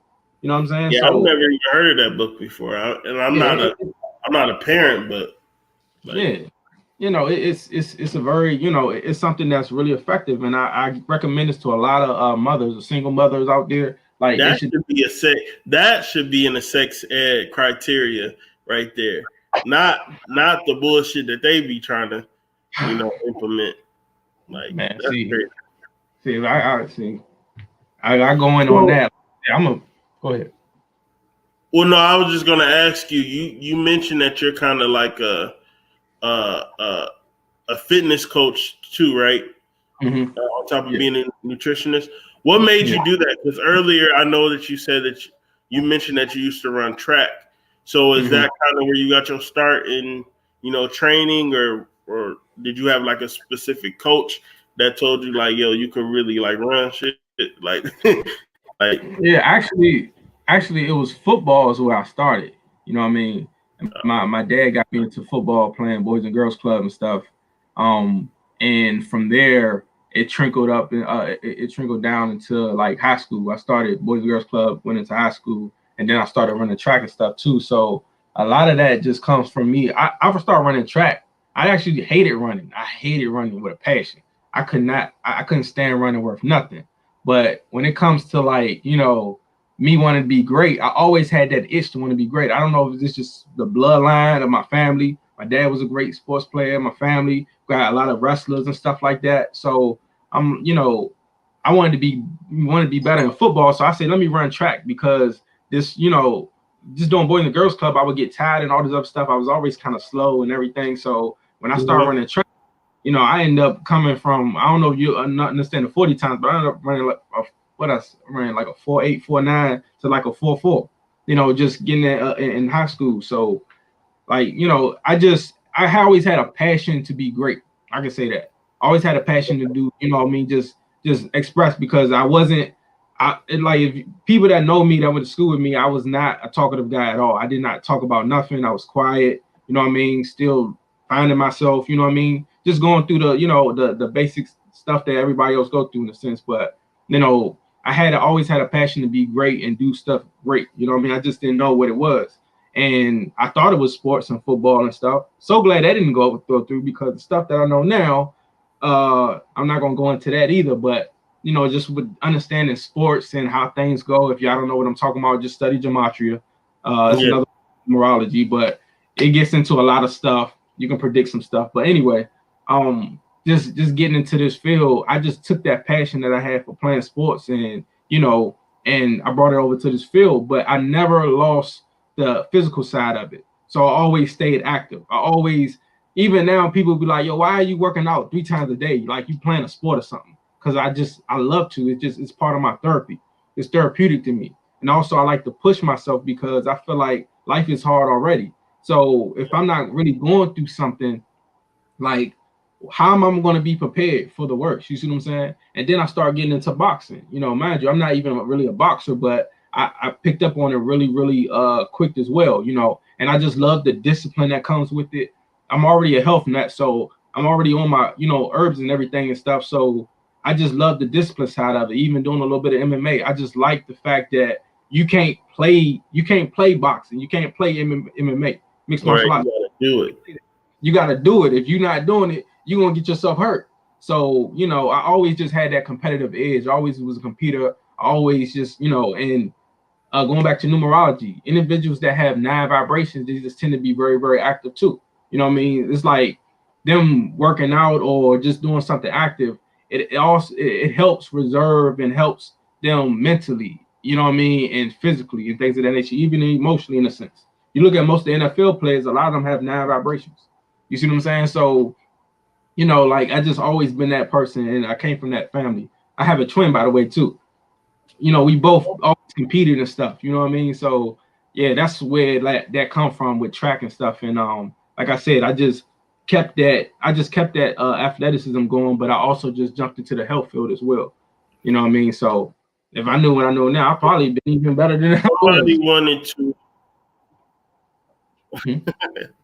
If somebody wanted to be trained by you, how do they go about doing that? Like, do you offer virtual classes, or are you doing or is it just in person, or how are you doing that? Oh, actually, that's a great question. I'm actually about to start doing virtual classes as well, because a lot of the clients, they might be cool with it, but they got family members and stuff, so they don't, as far as want to be close. So I'm about to start doing right now, so yeah. What'd you say? I say everybody's scared right now. So yeah. So yeah, I can explain. So I'm blue in the face. They you know what I mean? Yeah, indeed. So yeah, they can contact me through Instagram or and I get back with them on the Gifted Soul one, because it's not really even a fitness page, but it's just more of just me. It's just me, kind of all aspects of me. And then I got the other independent pages, so they can DM me on Instagram at gifted_soul_. And like I said, I do personal training, and I do I'm about to start doing the ones on Zoom and stuff like that, because like I said, I had a decent amount of clients, but since the pandemic and all that, the plandemic, a lot of them done dropped off. So Yeah. Yep. And yeah, just outside of that, like I said, just the from the personal training to like doing meal plans and stuff like that. I basically do all of that stuff for real. And I'm also about to get into doing the assessments as well. I just ain't put it out there yet because I still got some paperwork I gotta finish, before I officially come certified, in the teaching Gotta side. get the white man's approval. I'll say it. Yeah. So I ain't really been. I do assessment, but I haven't advertised it because I ain't really got the paperwork yet. So when I finish the paperwork, it's ball game from there. But outside of that, I'm definitely gonna start doing training classes and stuff on Zoom and stuff. So that I'm a really tap into that really hard because people need to get in shape, and and that's why I try to post a lot of videos and stuff. I don't really like posting videos when I work out. I hate posting them because I like to focus on the workout. Sometimes go from 40 minutes to 2 hours and some change. So make sure it's right. Yeah. Well, let me ask you this. Well, no, let me say this. I appreciate you coming onto the platform. What I want to do now is have people call in so they can ask you any questions or they can expound on what we talked about. So can y'all call 313-327-9342? That's 313-327-9342.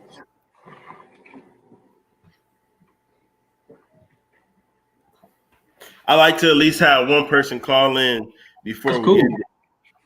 Well, that's cool.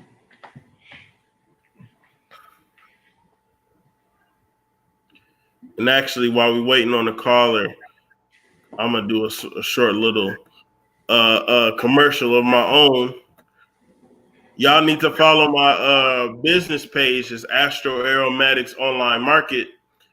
Astro Aromatics is an aromatherapy delivery service. We sell sage, essential oils, plus more. To place your order, DM me and pay via Cash App $WAYPOD 2020. And here are just some of the videos and stuff and pictures. Of course, I support everybody who comes on my platform, on this platform. Website coming soon. I got a skeleton of a website, but I don't want to put any subpar things up. So I'm not launching that yet, but here's some of the collection of the stages that I have. Nice. And yeah. I'm gonna hit you up. Yeah, I want to get some of this stuff, bro. Hey, I appreciate that. I'm the Sage plug. The sages are only $8. If you just want the regular Dragon's Blood sage, is $6. So that's actually cheaper. And I got a whole bunch of oils and stuff as well. And everything is homemade. Everything, like when I say essential oils, I mean like eucalyptus, peppermint, hemp seed, all the good stuff. Like I don't play around. Okay. I literally put like I can't believe I don't have any of my products sitting next to me. But hold on one second. I'll be right back. I got you. But yeah, while we waiting for him, I'm gonna just, like I said, man, the whole objective is to get everybody healthy, man. And we just gotta understand that we have the power to change all these things that's going on. So, once we get in tune and wake up and we know how to do for ourselves, we're not gonna need to depend on people. You know what I mean? We gotta depend on ourselves. And it comes with us, like I said, just working together and just educating ourselves and just learning and growing. And that should be the goal for everyone, just to want to be better. You know what I mean? You don't want to be in the same place that you was once were. So if you were ignorant to something you don't know, it's not nothing to just go on the computer and just look up and just find information.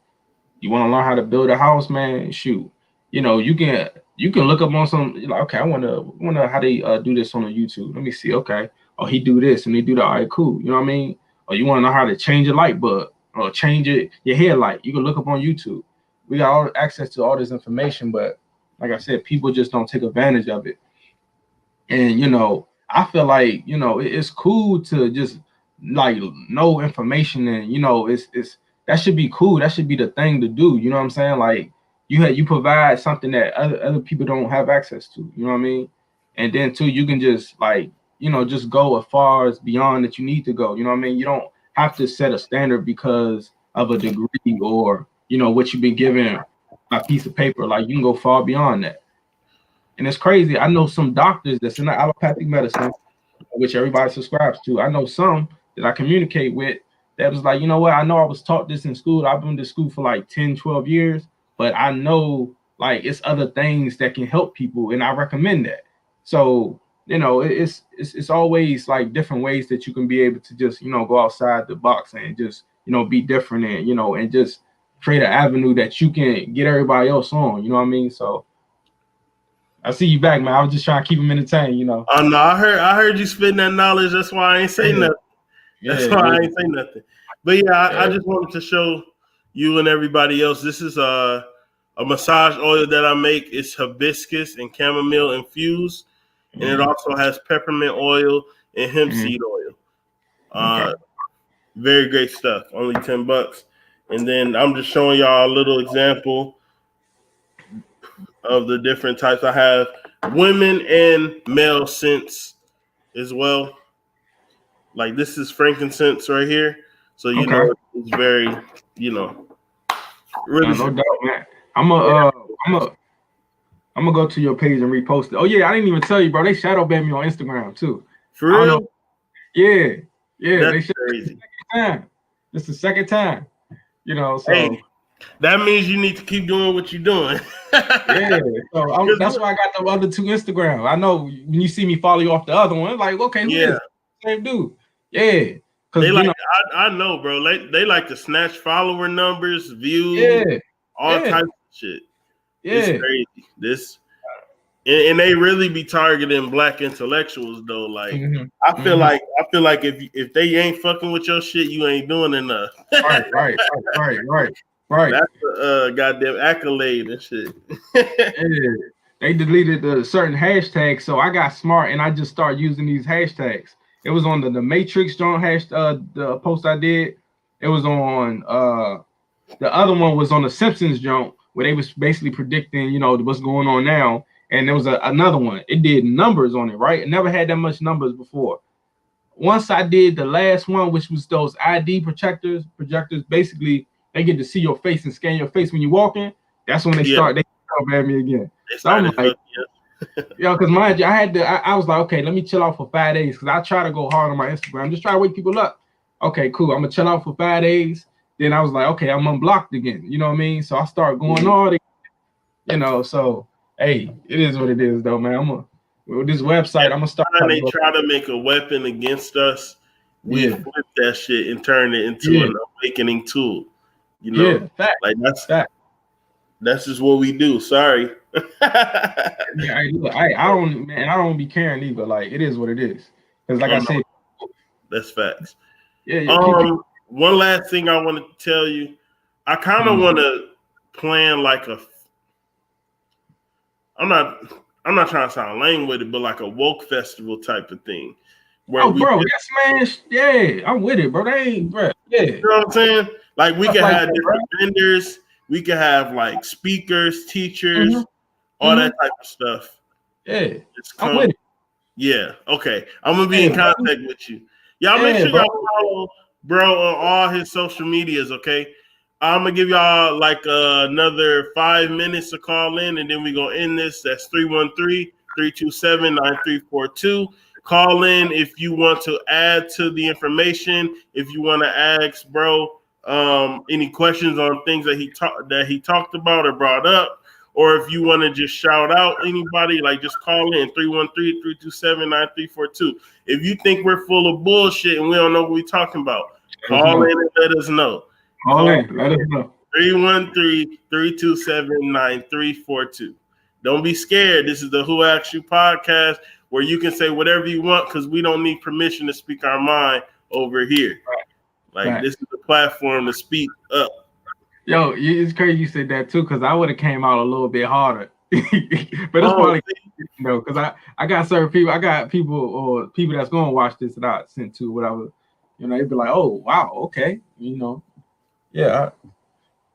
A lot a lot of the times, bro, they'll watch this and they'll wait till it's over. Then they'll be in the comments talking tough shit. Yeah. Because they scared to talk. They, you know what I'm saying? They want to be, oh, he can't really say nothing. He can't really respond how he wants to. So, right. They whack. Yeah, man. Shoot. You know, I'm a person of peace, but like I said, I'll let you know real quick. I don't care. You know what I mean? So, Hey, but I just try to respect platforms and stuff because I'm like, you know, but hey, yeah. I done had some dope debates on here. I done had where people got on the line. It goes down over here, yo. So Right. I'm here for all the energy. 313-327-9342. Yeah, man. I got man, it's a few people, man, I gotta connect you with too, man. Like, you know, they're doing some great stuff too, man. You know. Okay. Like I said, my man, I am Swish. I did a few interviews with him on my channel. My other man, more nutritious. He got the raw vegan food. You know what I mean? The pieces. I'm up here looking around like I got pictures of it, but you know, no, he got the bomb pieces. He make the drinks and stuff too. Who else? You know what we could do? Let's set up like a conference call or a group chat or whatever. We can plan a vegan panel where we just bring all the information that we got and they can come through, introduce themselves, and we can just, you know, build how me and you was building today. I think that'd be dope. I'm always open to meet new people and put anybody on my platform, especially if you're Black and intellectual and a businessman or woman. This is where I need you to be. So facts, man. I appreciate that, man. I'm definitely gonna set that up. I think I just told one of them. Well, I think I told both of them or whatever. So, but like I said, this is quite a few people I know that's doing some good stuff, man. So, you know. But like I said, I love your platform, bro. I like what you're doing, man. Like I said, bro, it's yo, you changing the game for real, man. You know, and like yo, it's bro, yo, you setting a trend. You setting a trend for sure, bro. I appreciate that.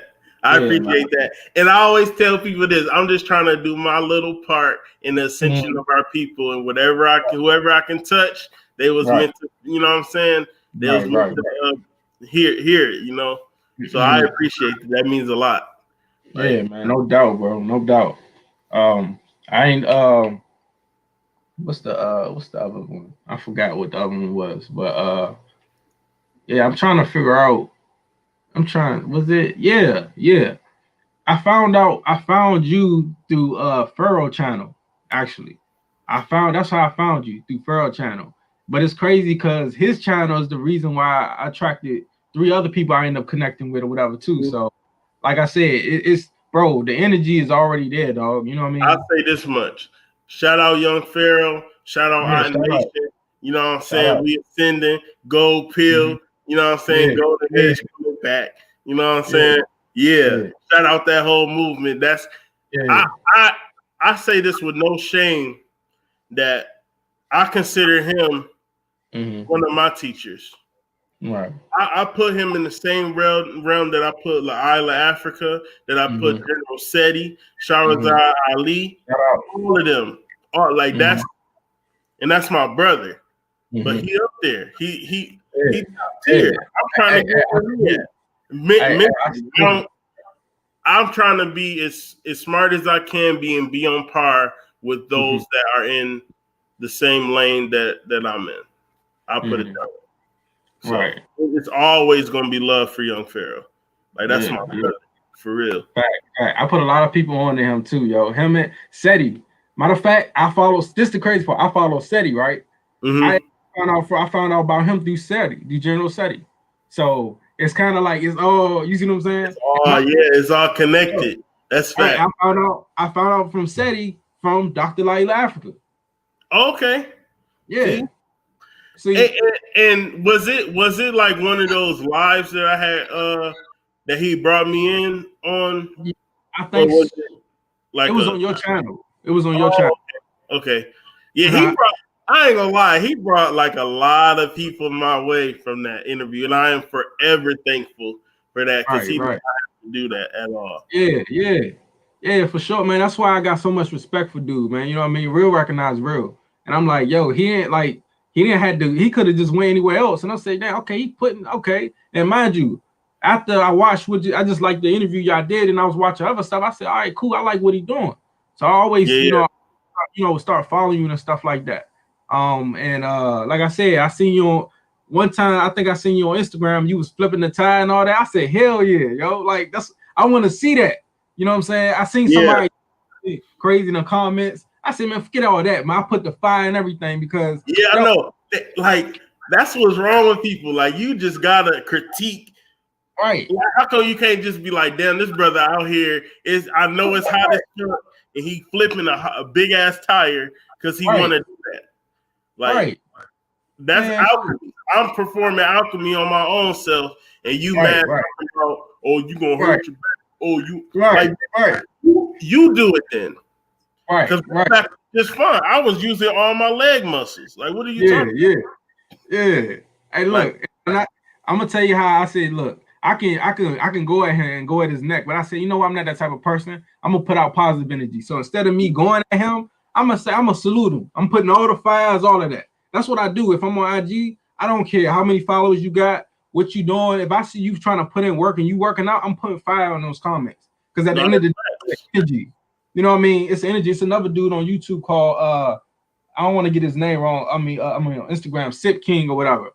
Mind you, dude be, I know I work out a lot, but he be working out a lot. So I put it on. We don't started like a little thing where we just, we motivating each other. You see what I'm saying? Because at the end of the day, like I said, man, it's a lot of people just not active like that. So when I start seeing stuff like that, man, that drives me.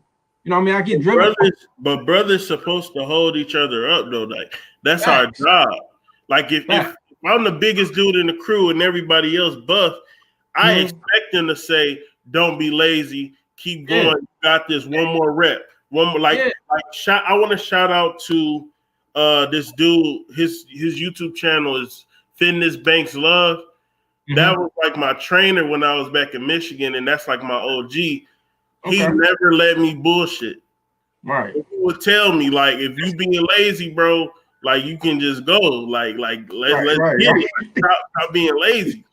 Like, let's get it. Like, you got one more in you. You got one. Like, he used to motivate the fuck out of me, and I like, when I feel down and shit, when it come to weight shit, like, his voice popped in my head because that was like my big bro, and he like, you got to get it, and we need that type of shit, right, bro. Yeah, like, yo, we need that, and that's my whole point. Like, a real friend gonna tell you about yourself. Hey, yo, let's get it. They ain't about to disrespect you. They just gonna tell, hey, bro, hey, come on, let's go.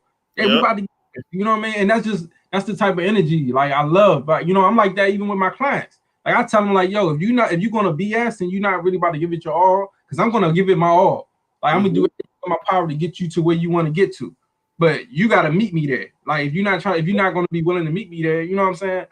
The one thing I always tell people about weight loss is this: are you losing weight for the approval of everybody else, or are you losing weight because that's what you want to do? Because if weight not your problem, then don't make it mine. You feel me? Like stop complaining about your weight if you don't really feel like it's a problem. And those are, and I only say that to people because those are conversations I have with myself. Like, and when the answer is no, I want to lose weight because that's what I want to do. Well, now you got to change your habits. But until you are doing it for you, you're always going to fail because you're just doing it for the approval. Like, you're not. And they want instant gratification too on top of that. It's a process with everything, man. There's a process with everything. I ate 6 burgers, so I should lose 60 pounds in 6 minutes. Like, no, it don't work that way. It takes longer for fat to get off your body than it is to gain. Right. You know what I mean? Like you said, it's just a lifestyle, man. You gotta be patient with yourself and stop looking at. If you're gonna look at other people, look at them as motivation or inspiration. Don't look at them as, damn, they like this and I'm like this. No, yo, like, you don't get that way overnight. You know what I mean? So that's how I look at that. I put this on my life. That's how I look at Pharaoh in General Setting. I'm like, these guys, these kings, these niggas right here, are so fluent in their knowledge, and I want to be like that. Yeah. Like some niggas just hate on excellence, but you have to think like, never compare yourself, but let that be your goal to overtake. You might not ever be smarter or as smart as young Pharaoh, but you can be your smartest version of you though. Yeah. And you might not be good at math, but you might be killer in science or history. So focus on that. You don't have to, because General said he smart as fuck, but when it comes to history, ain't nobody touching him. When it comes to like history of the world, history of religions, I don't think nobody is fucking with General Seti at all. Like, period, there ain't nobody touching him. And you might not make it to him, but you might be your top. Right, like, right. That's just how I look at it. Like that's just you gotta look at it just like, and like you just said before, yo, you gotta be the best you. You gotta be the best version of yourself. You know what I'm saying? Like, you know, like I just use other people to drive you. Like, prime example, I'm going back a little bit. When I was just trying to get faster, right? I told you I was kind of slow at first, right? Man, I would run against the guy whose name was Lamar Thomas. He was one of the fastest in the state of Maryland at a particular point. I ran against dude every single day. Every single day. Yeah. Like I was like, yo, I'm at least get past this finish line with you, bro. Like every day. The recruits out there looking at him, you know what I mean? So I'm like, yo, I'm about to, you know, so the crazy part is, was I ever faster than him? No. Joker ran like a 4.2 hand time. But I went from running like a 4.9 to a 4.4. Like that just probably pushed him to make sure that you never got to his level. You know what I mean? Like, yo, you know, like, yo, you don't, dude, yeah, you know, and it's crazy because he, you know, developed respect. But my whole point is, I end up being the best person I can actually be, which was way beyond what it is I thought I could ever do. You know what I mean? I tell people self-belief, man, and just really, really harnessing on what it is that you want is the key. Once you believe in yourself and you just showed yourself, damn, I can do something amazing, it just start to keep going and going and going. That's why now I'm like, yo, like my confidence, just my mind, it ain't even my confidence, it's my mind, yo, like just knowing where I'm at, where I come from. So I'm like, yo, it's greatness. It's greatness. And I'm always breed that, and everybody else I touch, they're gonna become great. You see what I'm saying? So you just gotta have that energy. You know what I mean? It's not something you can teach. I mean, it's not something you can teach or you can just give to somebody. It's something you gotta develop. It develops over time with just far as speaking to people, communicating, just whatever it is. You just go through the whole process and stop trying to keep up, or rather get somewhere, you know, where, you know, compare yourself to where somebody else is. Just strive to be better. Strive to be better. In like, cause me personally, my goal is to be like a master of like metaphysics and science and biology. And so every book that I see, like the newest book that I got, it's over here somewhere. This is the newest book that I bought. Taking it to the basics. Ooh, the next one. Okay. This is what I'm on. All right. Anything else, I'm not worried about. Like I'm not a historian, so I'm not going to try to be a historian. Do I have Black history books? Indeed, I do. But my focus is to damn near be a scientist in my own right. Like I might not have a white man's signature, but if you ask me a question, I have to be able to know what I'm talking about. Right. Like that's my in my head, like that's my top of being able to say, if somebody says, what is RNA? I should be able to just boom. Yeah. Ribonucleic acid. Well, what does that mean? Like I should be able to just right. Yeah. So man, yo, I wouldn't be surprised you get a laboratory.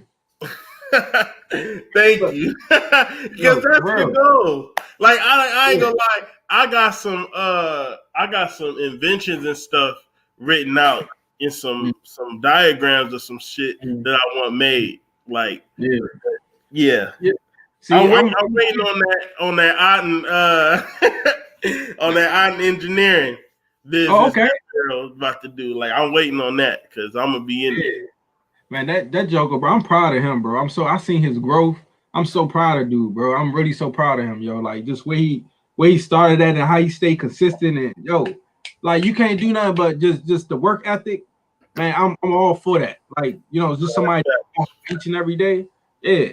Mind you, like what I'm gonna do, my little laboratory gonna probably be a little different. Mine's gonna be for formulas and everything. So basically, I'm gonna be on some Dr. Savvy, you know, like type stuff. Like, yo, I got some to put on that website, man. You know, yo, she's like, you know what I mean? Look, I'm gonna be visiting your lab because I'm gonna have some type of component that can harness whatever you make to make it administrable, be able to be administered. I mean, like yeah. Because I'm learning as much as I can because we have to reverse all of this genetic modification, all this psychological stuff. Like for instance, you learn I'm just putting a hypothetical. You gather all of the types of plants and things of that nature that fixes certain types of ailments. And I'm like, okay, so I know biology, and I'm gonna find out a way that we can administer this that is the least painful, and that'll work the fastest. And then we come together, boom, give it to the people. Like that's how it should be. Yeah. Look, create our own I don't even like to use that word vaccine, but create our own home remedies. Our own cure, yeah, exactly. So anything that they try to so-called create or whatever the case may be, yeah, we got something for all of that. You know what I mean?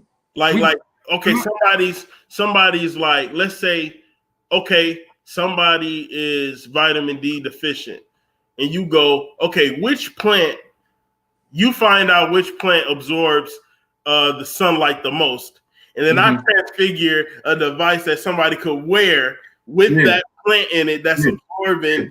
And now, there's no reason why we can't do that.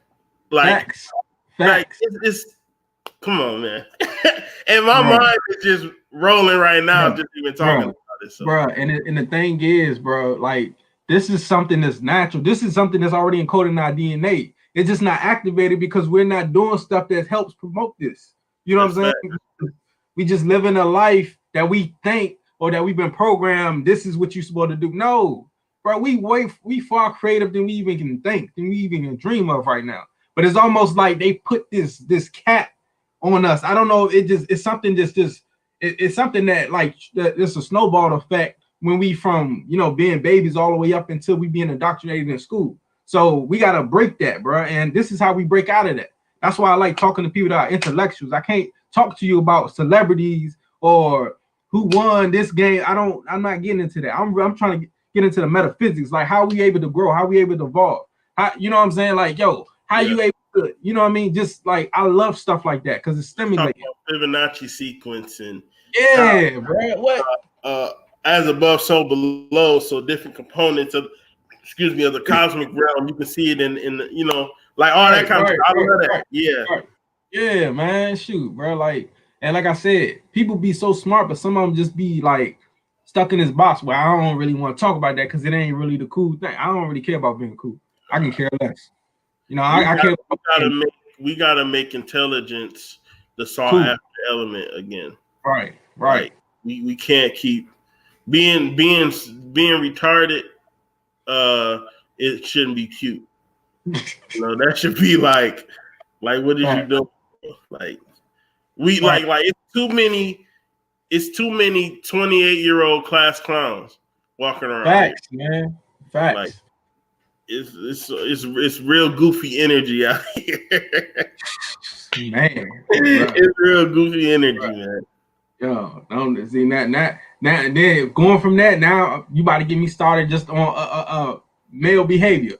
You know what I mean? Let's get it. They scared to call in, so let's get out of your emotions when you're dealing with situations. Get out your emotions when you're dealing with other people. Get out your emotions when you're dealing with females. Like, you know what I mean? It's you know what I mean? And like I said, like it ain't. It don't. I don't really feel like it's just. It's really just the fact that you want to just be better. You know what I'm saying? Like just the drive, and just wants to be better. Like, you know what I'm saying? That's what moves me. Like, yo, you should want to do better. Like, why we gotta sit around doing the same stuff over and over? We making the same mistakes. We do the same stuff. Obviously, we gotta change something. And that's why I put up that little post that you showed earlier. Master yourself. Like, yo, that's a whole process. It don't happen overnight. I might not be able to master myself probably until I get 40. Who knows? But at the end of the day, like, I'm still striving to, be able to master myself to the point that I can just evolve and grow, and I can really, really utilize my mind the way it's supposed to be utilized.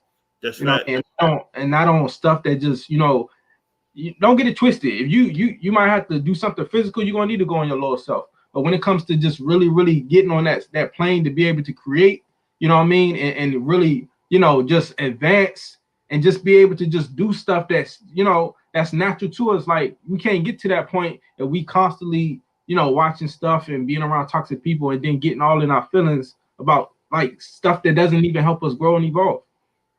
Everything gotta happen. I think that's part of, and I gotta shout out Pharaoh again, because I never thought to actually buy this until he put it on his book list.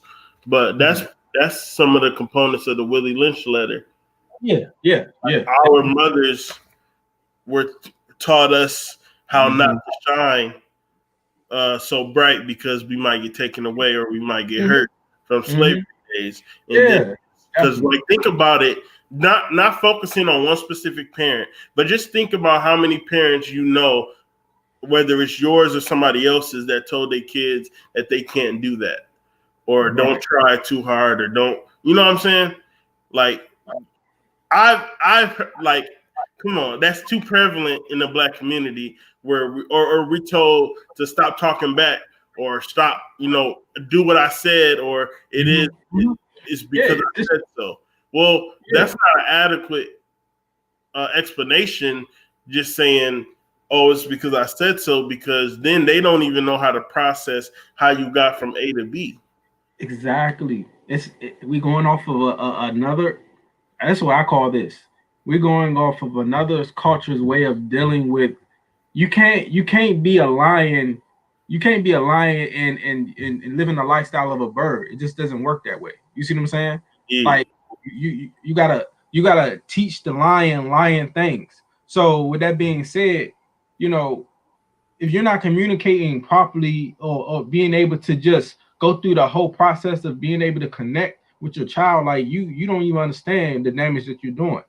But like I said, this stuff, it's set up like this on purpose, of course. But the thing is, we need to start understanding our culture. Indeed. Our culture connects us to everything. You know what I mean? So, like, when you understand how to properly, the same way you eat food, you have a relationship with food. You have a relationship with the things that you do. Everything is done through a purpose. It's not done because I feel this way, or I'm feeling, you see what I'm saying? Or I got this urge. No, it's done through a spiritual way, but we always remove that stuff.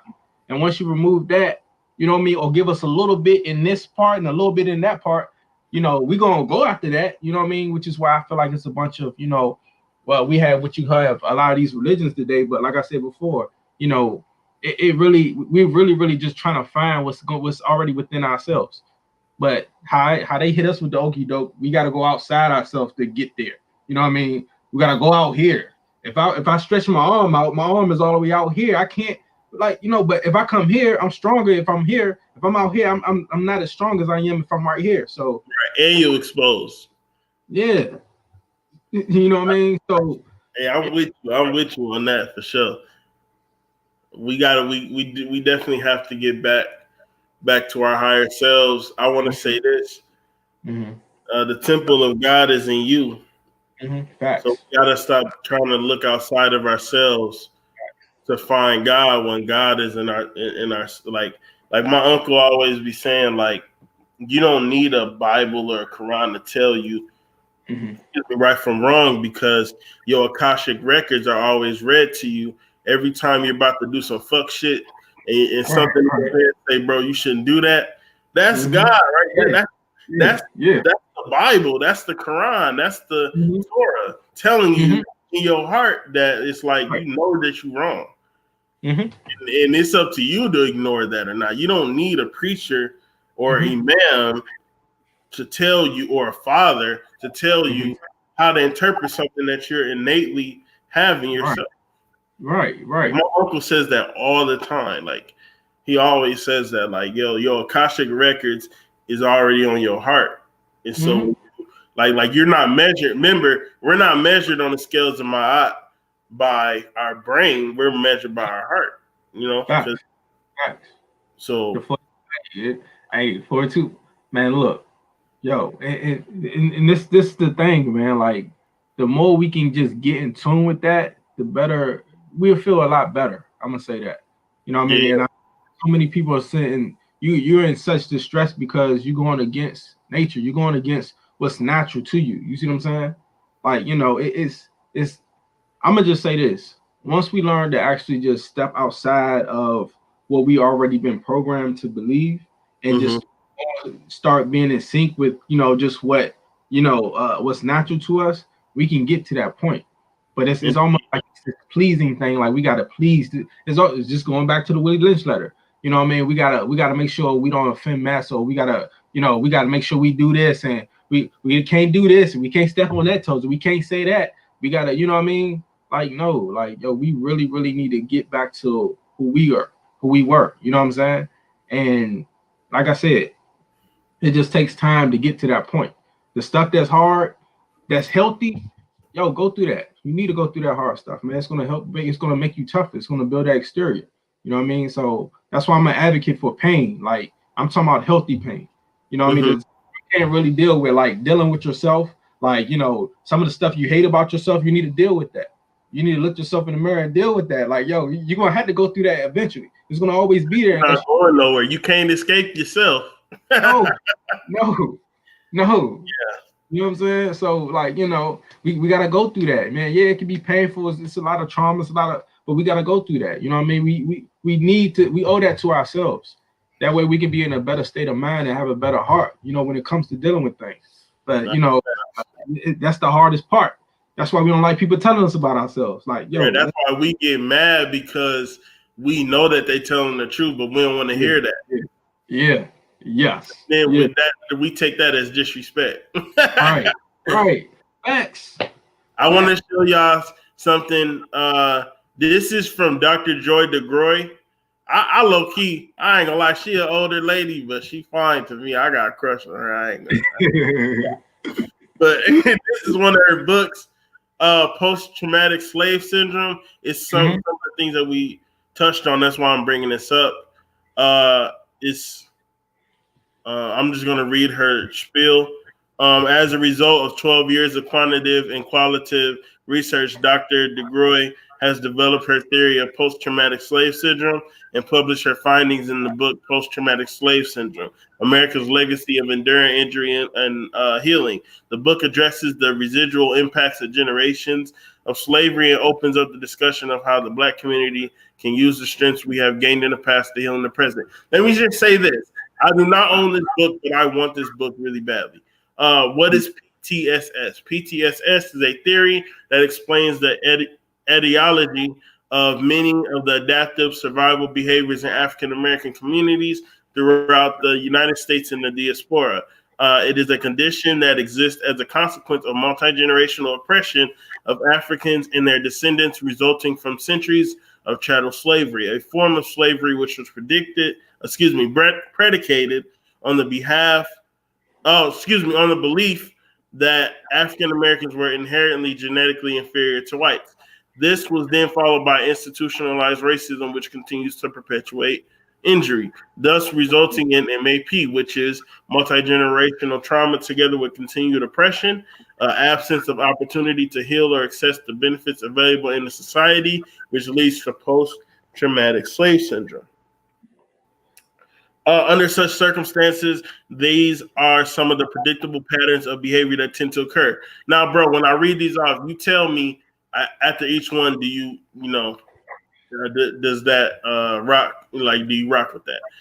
Vacant esteem, insufficient development of what Dr. DeGroy refers to a primary esteem along with feelings of hopelessness, depression, and a general self-destructive outlook. Mm-hmm. Yeah. You are, and this is what I always say, you are what your masters are in a sense. So you basically taking on, you taking on your map. We take on the same diseases, we take on the same anger issues, we take on the same even the sexual stuff, man, we take on all of that stuff when it comes to that. That's very accurate. That is very, very accurate and on point. And like I said, it reminds me of what Dr. Africa said, as well as Francis West Wilson said as well. Like it's the same thing, bro. It's like a cycle that keep going on, but we don't recognize it because it's not something it's almost like we can't even get to the point of admitting we have the problem. So we can't even get to the healing. You see what I'm saying? The abnormal became normal. Yeah. You said something similar to that earlier, that like stuff that we think is normal is really not. And that's why we don't heal from it, because we think it's like, it's supposed to be. Go ahead. Go ahead. My bad. No. All I was gonna say was similar to, like, let's just say chewing food, right? We just been taught we just eat, right? You're supposed to chew your food and chew it because of liquid substance, and then you swallow. You see what I'm saying? But just like little stuff, baby stuff like that, we don't even, because it's just normal. You know what I mean? It's things we just chew. Well, you can go ahead. Chew enough until, and then it just small, big ass chunk that you just swallowed down. But see, maybe juicing shouldn't be considered juicing, though. Maybe we should come up with a different term for it, because when you say juicing, it makes it sound like a beverage, but maybe that should be how we eat food, period. Like, because think about it. Oh, I want to say this too. I was talking to somebody and I said, when I have kids, I'm never going to introduce them to meat, because if they go from baby food to just vegetables, they'll never have to be weaned off of meat because they would never be introduced to it. They didn't understand that.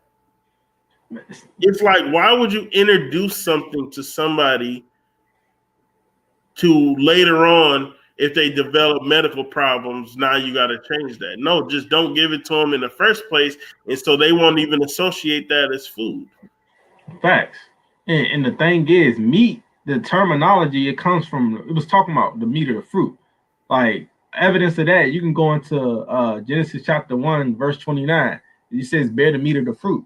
So it was referring to fruit. It wasn't really talking about, I just use that as a reference. Carcass. Say it again? It wasn't really talking about the carcass of a dead animal. The dead carcass, yeah, the dead, the dead, fermented, rotten, you know what I mean? And I want to say this too. Niggas will not eat unseasoned. Hold on, let me take this off real quick. I'm gonna bring hell yeah. Yeah. Niggas, I gotta make sure y'all hear this. Niggas do not eat unseasoned meat. So it's not the meat that you like, it's the seasoning. It's the let somebody cook some bland chicken and see don't you get blazed on.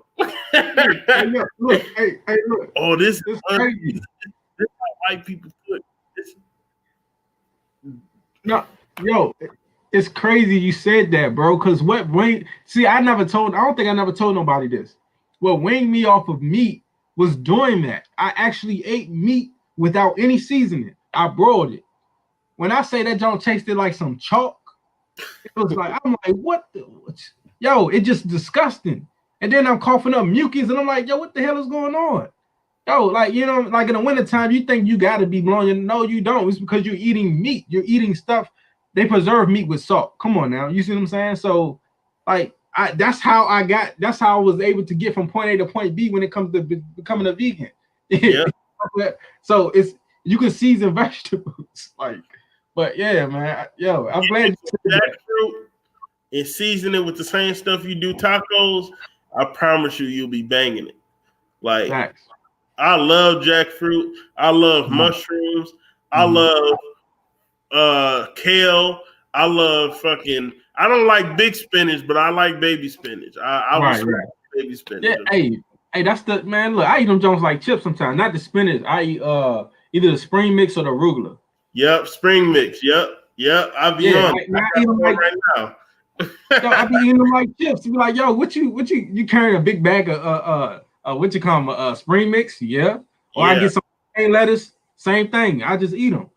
And See, you know, I gotta get like that because I don't know. Are you raw vegan or you still cook your stuff or just no, depends? I still. Well, I'm gonna say this. I use the cooking because actually, if you really want to lose a lot of weight, you can just going raw would be the best thing. If you cook the food, you just maintain more weight than if you ate the food raw, which a lot of people don't know that. And mind you, if you eat cooked food, it still can decrease the immunity of your body too. But I Right. eat cooked food to maintain weight.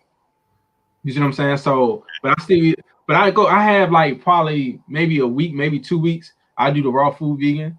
You know what I mean? In a sense, whatever.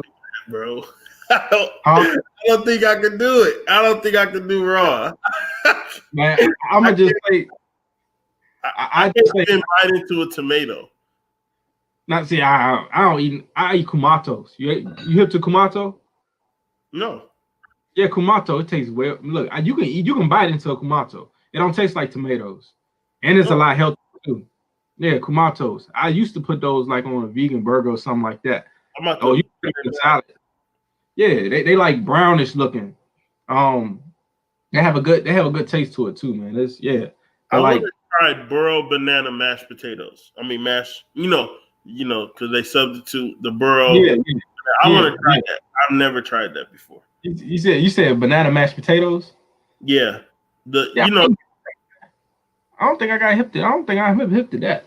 Oh yeah, I've been seeing people with recipes all the time. They be mad. They'll like boil it or something and then mash it and like season it and shit. Like it's supposed to be like a substitute. And they be doing. Right. You know what's good to me? I cannot eat it no other way. I love eggplant fries. Eggplant fries. I never had eggplant fries. I like eggplant. I made some burgers out of eggplant. You say you like eggplant? Yeah, I made some burgers out of it. But see, I know how to season my food. Eggplant. See, I like eggplant and Parmesan. Like eggplant in the tomato sauce. You get some tomato sauce and you instead of like chicken Parmesan, you do eggplant Parmesan. I smash that with a salad on the side. Man, look, there's so many different things out here, but people are not hip to it. That's why I be trying to tell them, like, yo, the vegan life, this is where it's at for real. You know what I mean? Like, yo, it's this one book. I don't think I showed nobody this book. This is one of the books that got me started, when I started going vegan.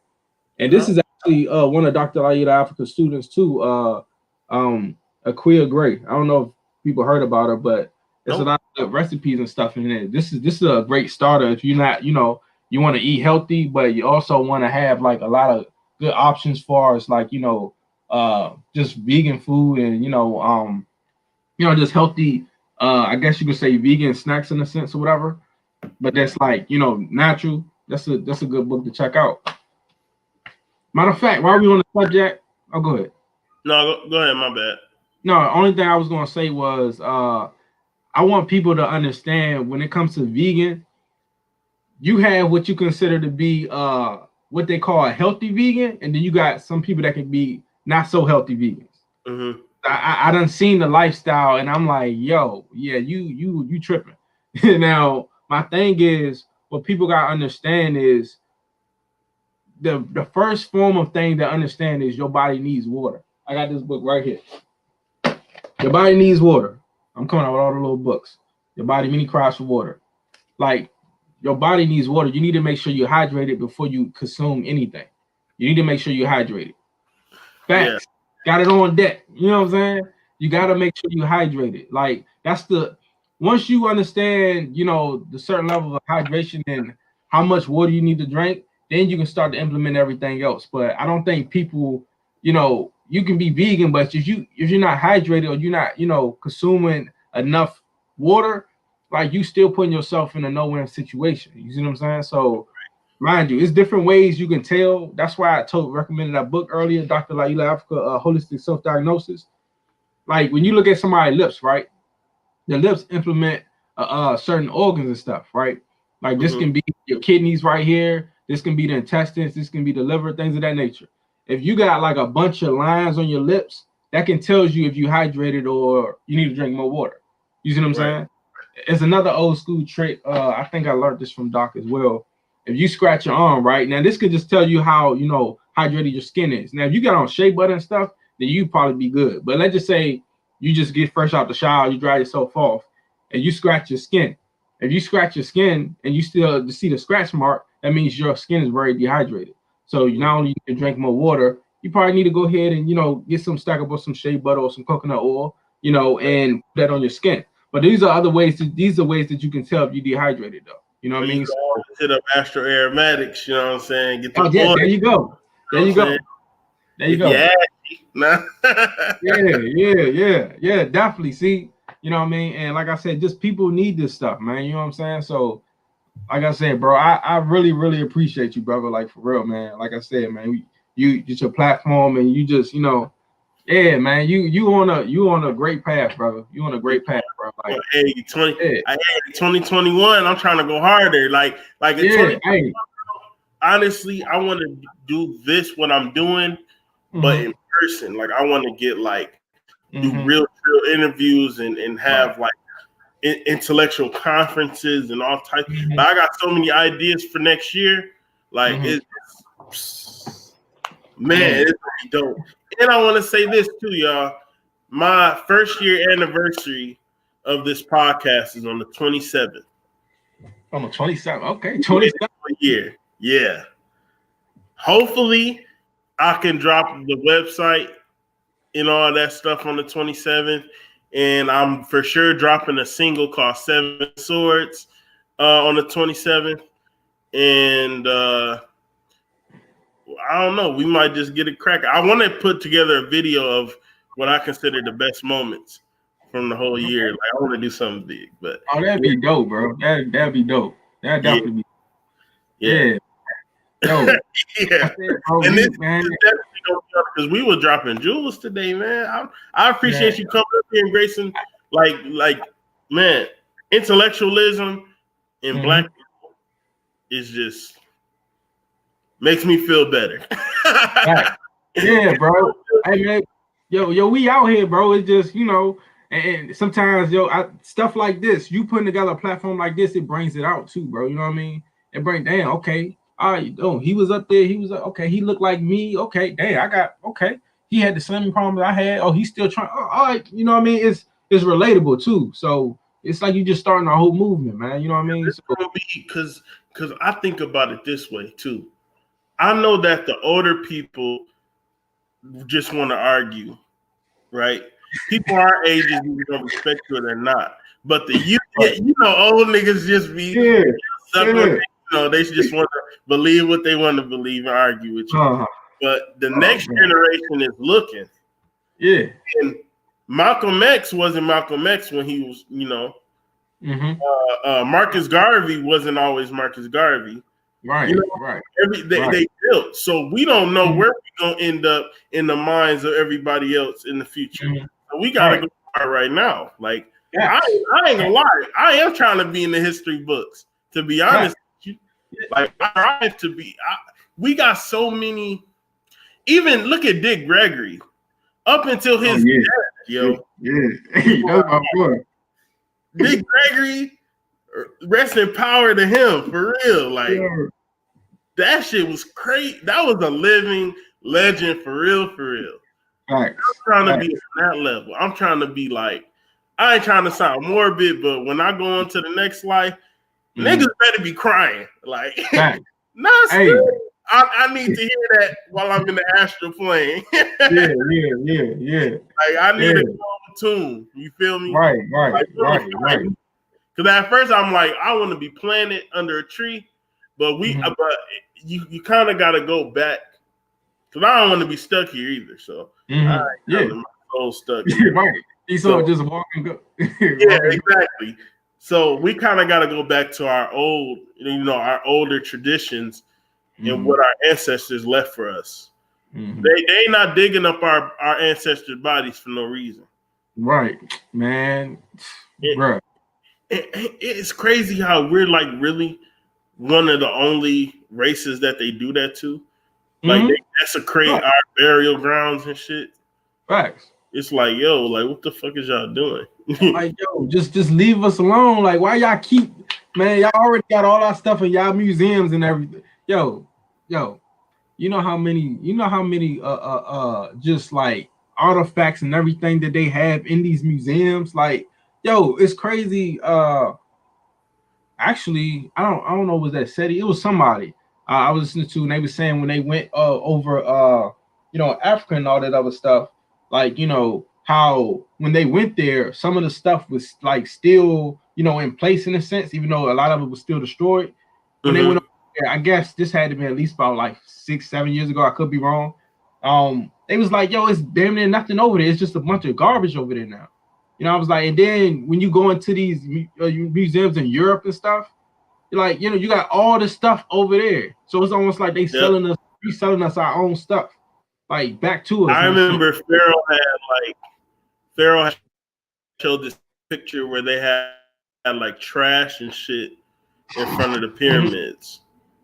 Yeah. Like it was like trash in the sand and shit. And it's like, yo, that's disrespectful. Man. Like that shit crazy. But we kind of gotta blame ourselves because it ain't in the Smithsonian. Like Pharaoh be saying, like, give us our shit. Like why you gotta why are y'all so obsessed with our ancestors? Why are y'all so obsessed with our history? Like Vikings are cool. Like Japanese samurais, they're cool. Like why ain't you fucking with them? Why are y'all clapping and cheering when y'all breaking open our tombs? That's like dead bodies, man. Like what's wrong with does that?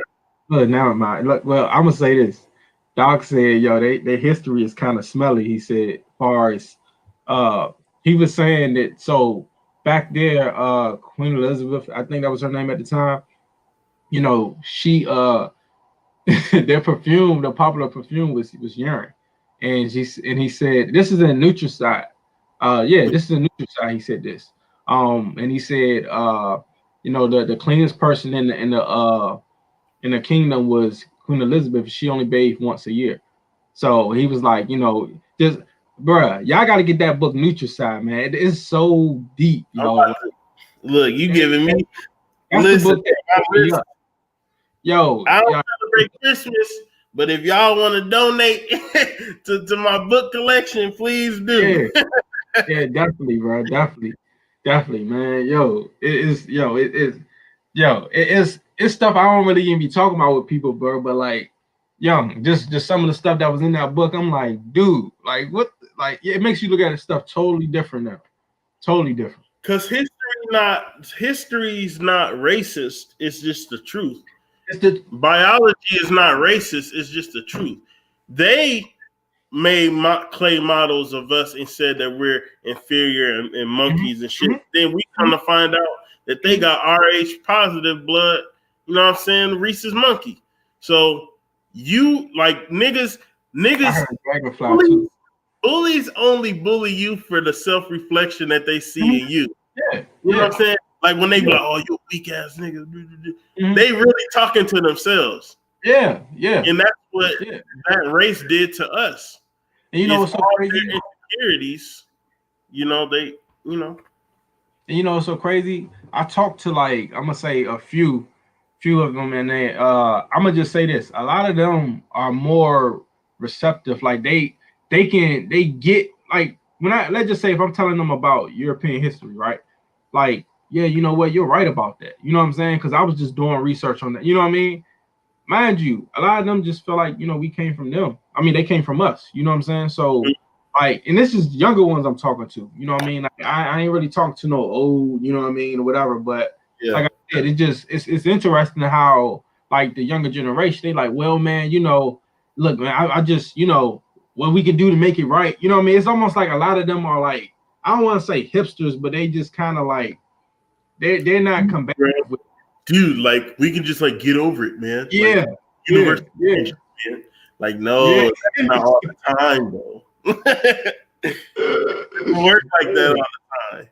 Like, Right.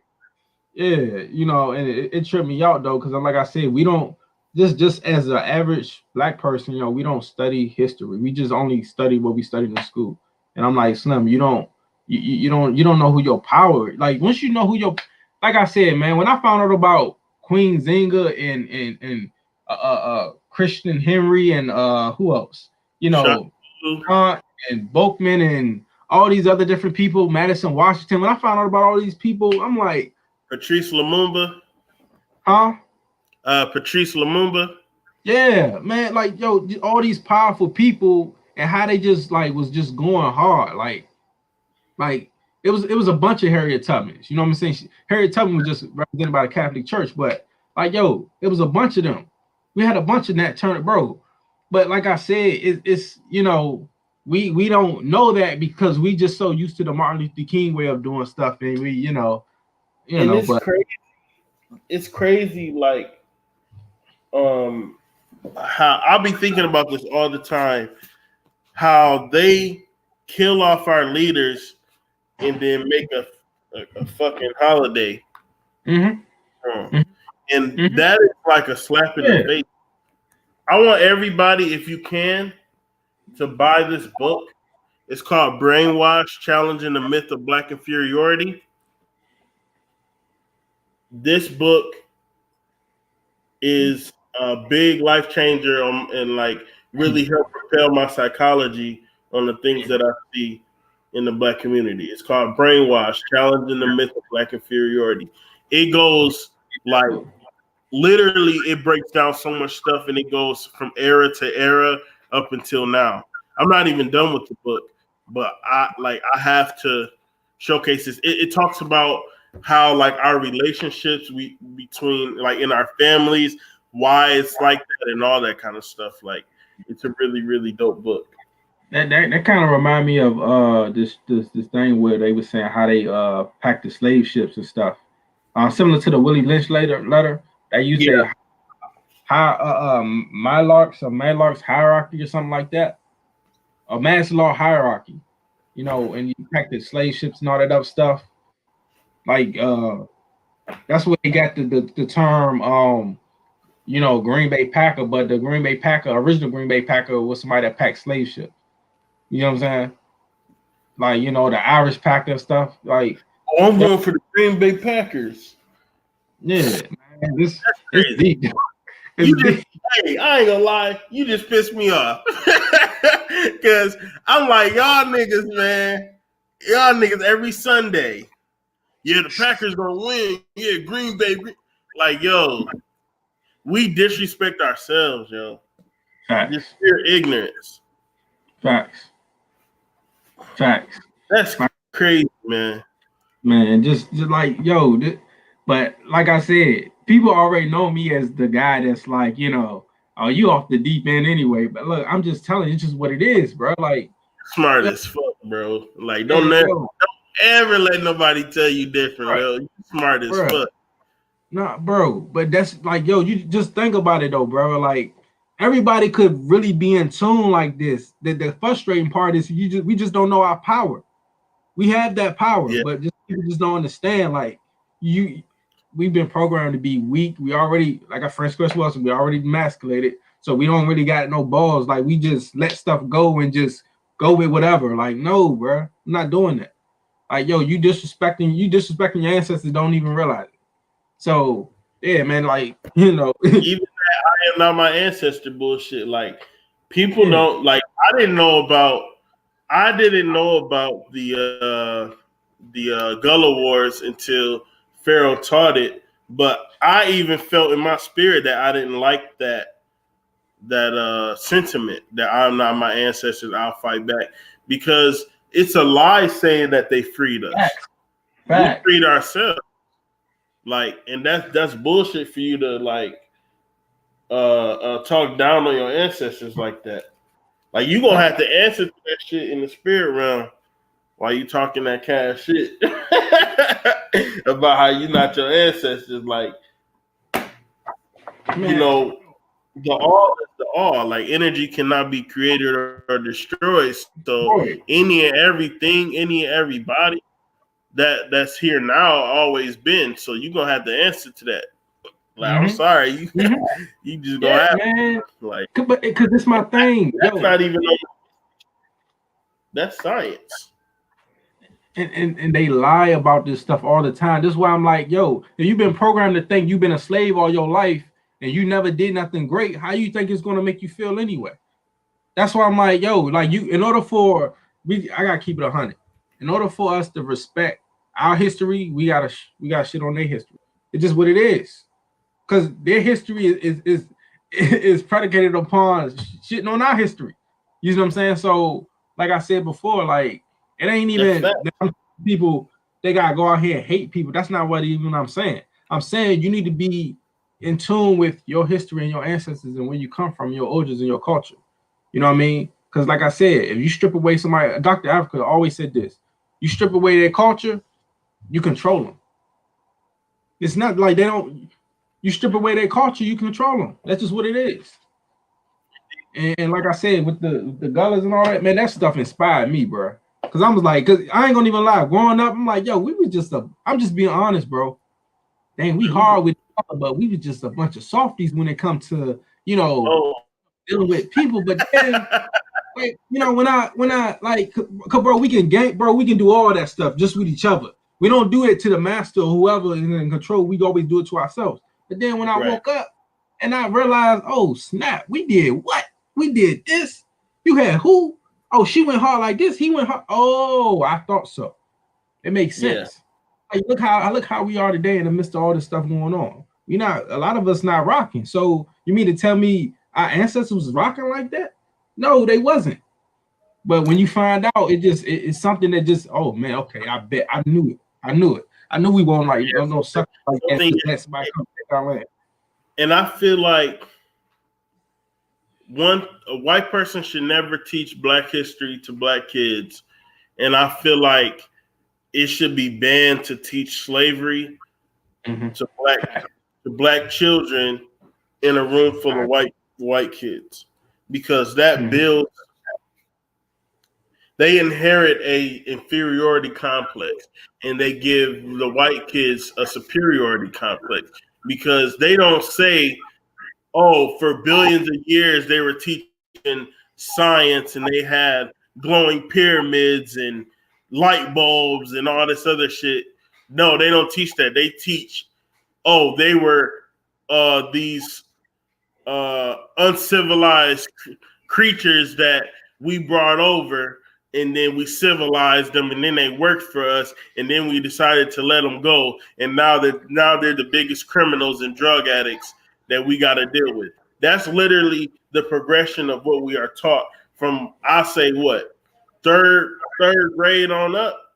Like that's literally what we're taught. Like first grade, second, and this the thing. This the kicker. How you just come to somebody that's living off the land for free? We're living off the land for free, right? We got access to free water. We naturally making our stuff. We naturally growing our food, or the food just growing, right? We living it until you introduce me and tell me this is the American dream. This is the lifestyle. You want to be like this. You don't want to be like that. You want to be like this. You don't have feet on. You need shoes on. What, man? We walking barefooted because we grounded. We in tune with the universe. Indeed. Right. What you mean? We got to go into a house to get man.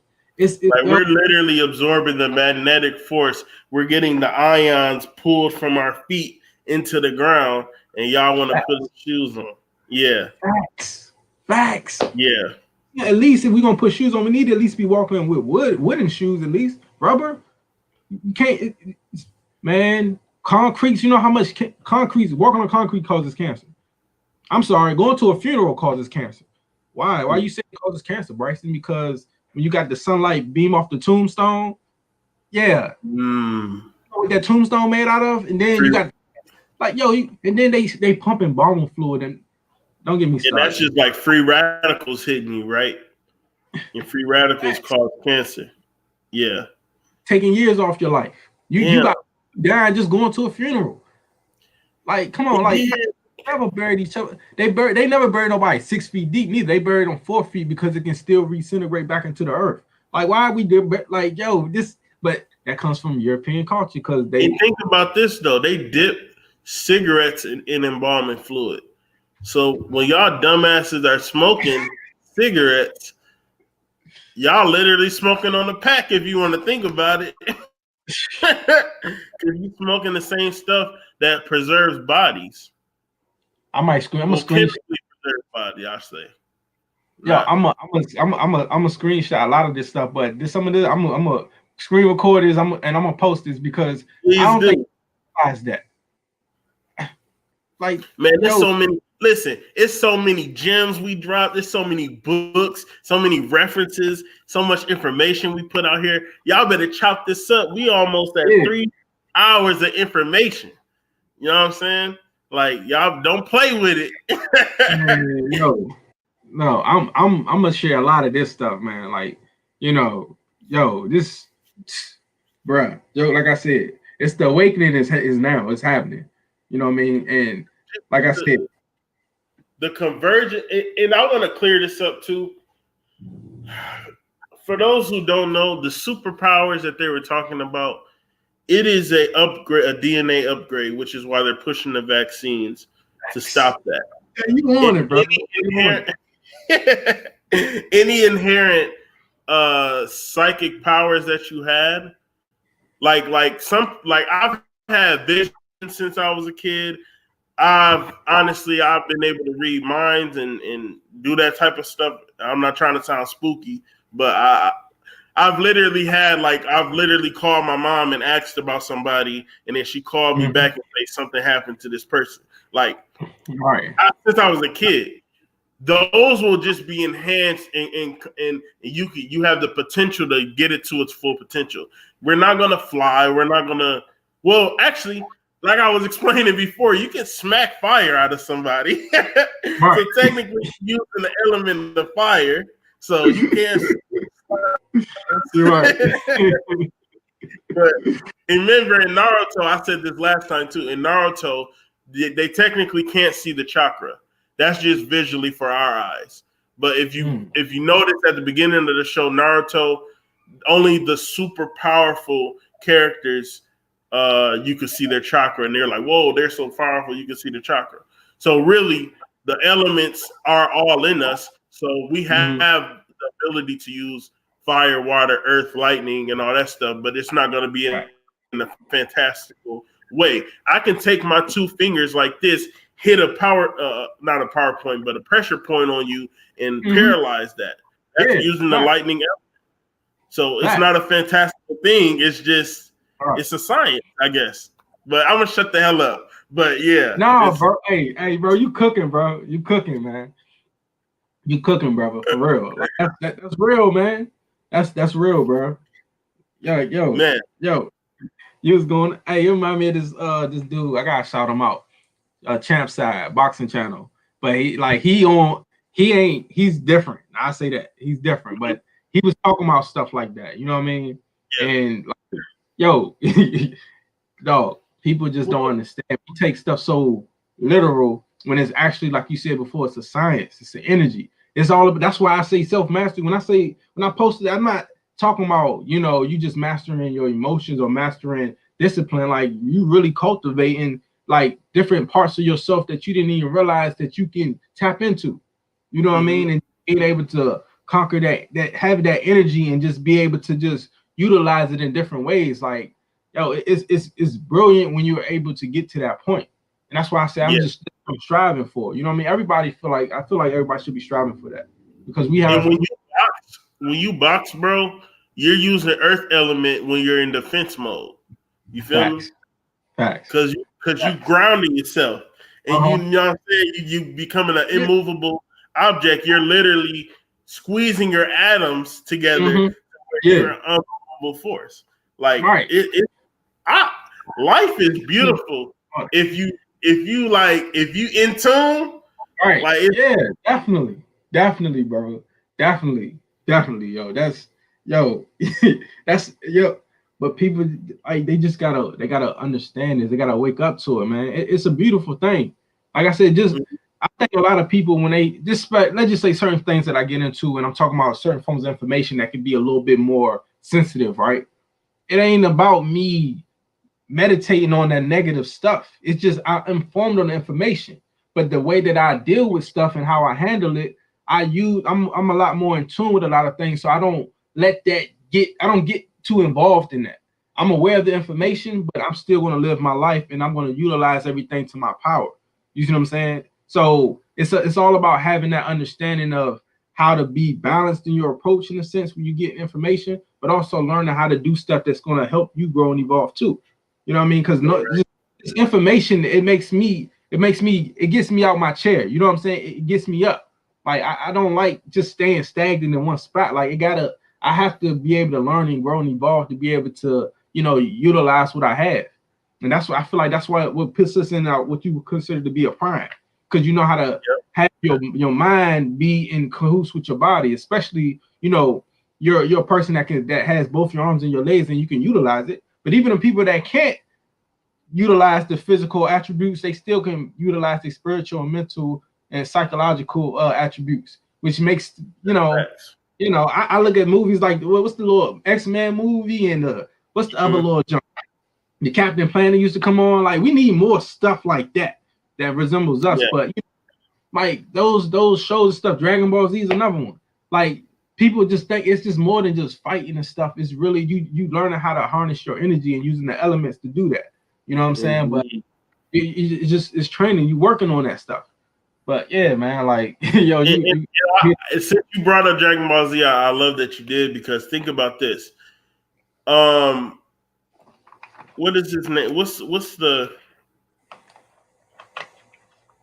wrestler dude that's like really weak as hell, but everybody thinks that he's I forgot dude's name. I know exactly what you're talking about. Start with it ain't a K. It don't start with a K.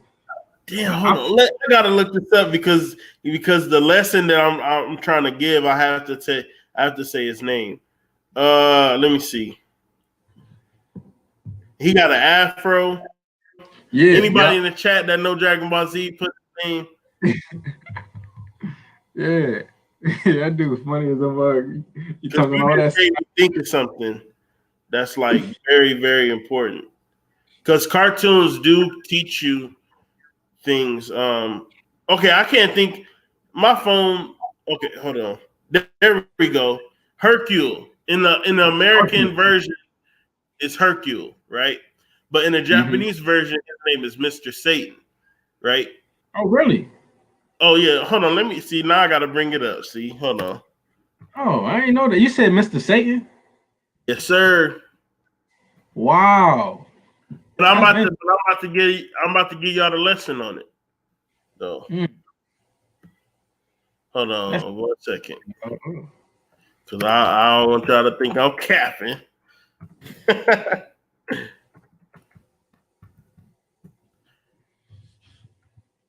That's why that's the only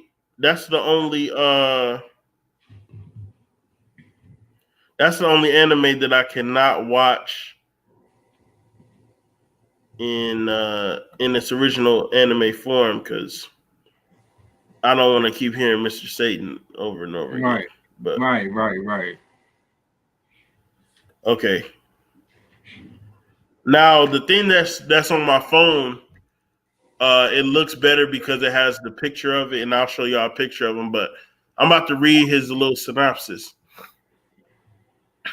Mr. Satan, known as Hercule in some of Funnimation's dub and in Vice's English manga, is a flamboyant martial artist who becomes a world-renowned hero after the Cell games. Now, the important thing about Mr. Satan is the fact that he's actually the weakest character, and yet everybody adores him. So think of that in our life. People, all of these satanic elites, all of these satanic artists and actors are exalted, but they really weak as fuck, and they're only as powerful as we make them out to be, you know? Right. So they, like I said, cartoons tell you exactly what it is, what reality is. And next time you watching Dragon Ball Z, look up Japanese dub, and you gonna see it. They gonna keep saying, you know what? Dang, I don't want them to copyright. No, I'm not gonna do it. Yeah, but yeah, they call him Mr. Satan for real. I would show it, but they like to fuck with my channel. They really want me to get the. I say don't mess it up, man. Too much. Yeah, I don't want them snatching this episode off. But yeah, this guy right here, his name is Mr. Satan in the Japanese dub. Sub. But yeah. Once again, call 313-327-9342. We're gonna stop it at the 3-hour mark because we've been rocking for a long time. It's 2:40. It's 2 hours and 40 minutes. Damn, we got a lot of jewels in here, man. I know, man. This is some good stuff, man. You got me hip to some stuff, bro. Hey, I'm with it, yo. And vice versa, bro.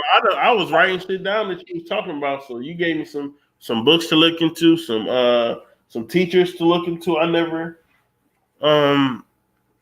heard of. So shit, it's a mutual energy exchange. You feel me? Like that's what this is all about. Real. Yeah. Matter of fact, I'm gonna show this because it's up here. I got a lot of my books, all of them in my car and stuff.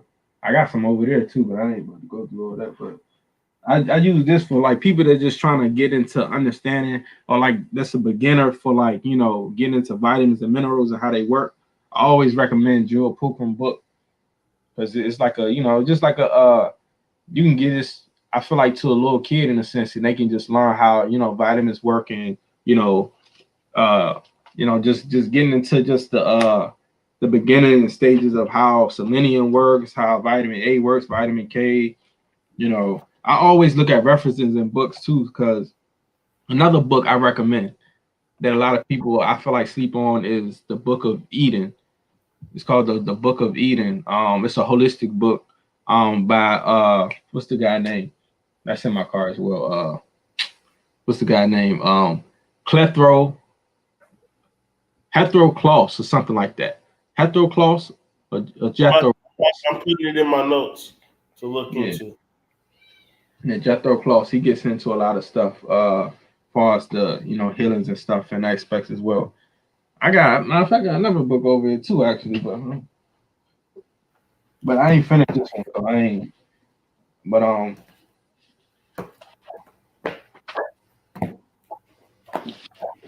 got quite a few books over here on healing, but like I said, the main ones that I named, I feel like they're gonna be great starters for people and get people, in tune. So I got a healing, a holistic book for dogs. Y'all got dogs and animals out there.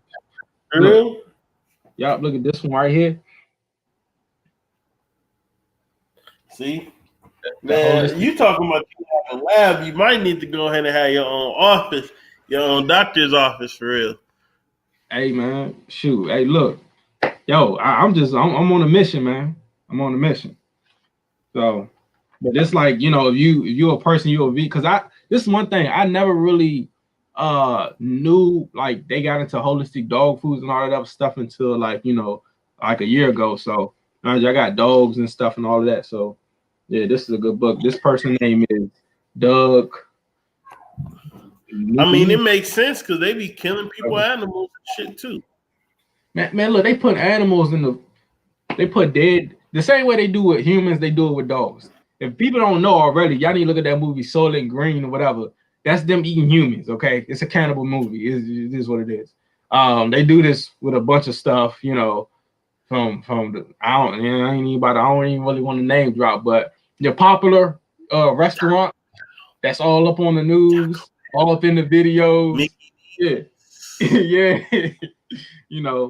But like certain dog foods and stuff, yeah, they be taking dead dogs and putting them right back in there, man. Yeah. And I didn't, mind you, my dog had cancer. That's how I started getting into that. And my dog got cancer. So I was like, hold up, I know how to heal people. How the hell do I get into the dogs? So I started looking at dogs' diets and stuff. And yeah. So yeah, man. I'm gonna look. So I can end it perfectly on what you were just talking about right here. People should have heard this before. If you haven't, congratulations. You're about to hear it today. And if you have heard it, congratulations, because you might need a reminder.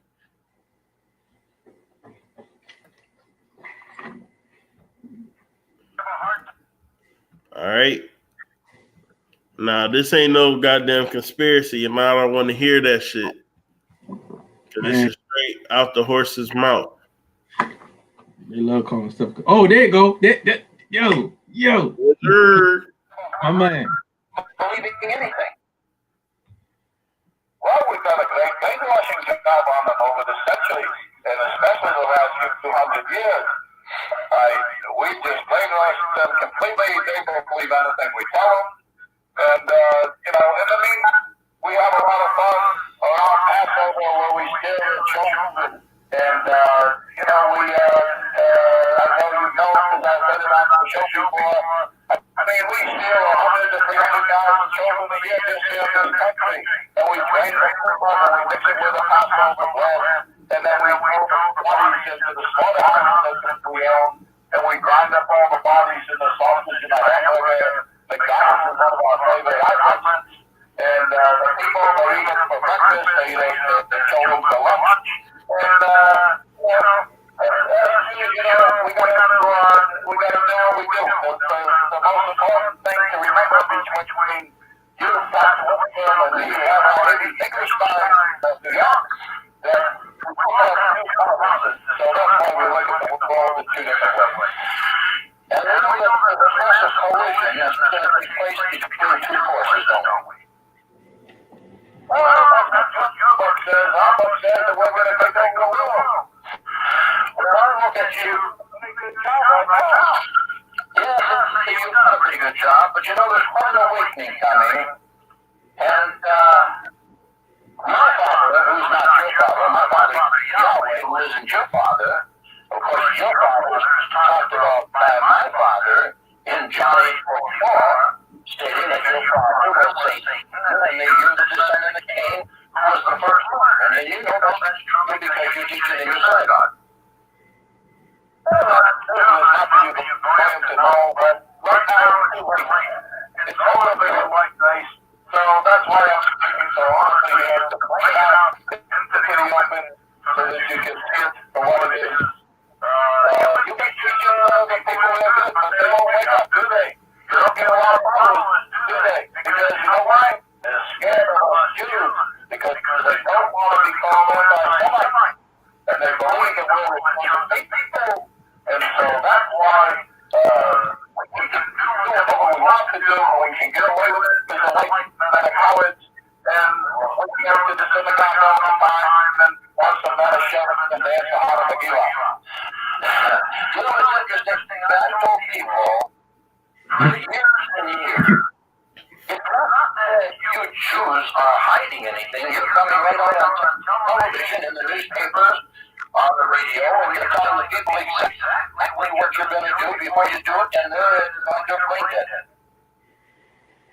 Why is it the job of the public school system? We got you to put all your children in there, you know, that the Jew doesn't put his children in there. They go to the Hebrew Academy, where we teach them the real things, and then they go to the synagogue, and they learn the real important things. But we send kids to the public school, we even have you sacrifice yourself from your property, so that you never have property, and don't make your property tax. We're never going to take your property, you can bet on that. And when you have your book, you're going to get your babysitting is about book. You know, we're not taking it from that time. The kids, they can be teenagers, and then we give them the music. We don't want to call it music, because, that's not music. But they listen to that, and then they want to do what they want to do, and so we don't drugs, and we make a lot of money. We get children from cradle to grave. All we do is make money off of them. You're a cattle, you're a spoil. You make like cattle. So it's interesting. Yes, I know what you're honest, right? But you know,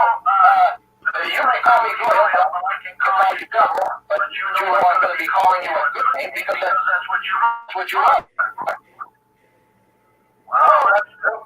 Well, you see, Rabbi took us back in your synagogue up to New York.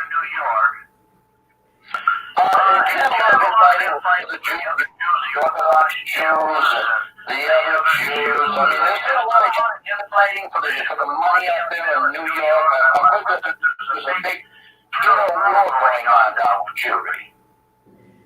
Well, we fight a little bit and we argue a little bit. Of course, that's the two most important things we do is complain and get the help.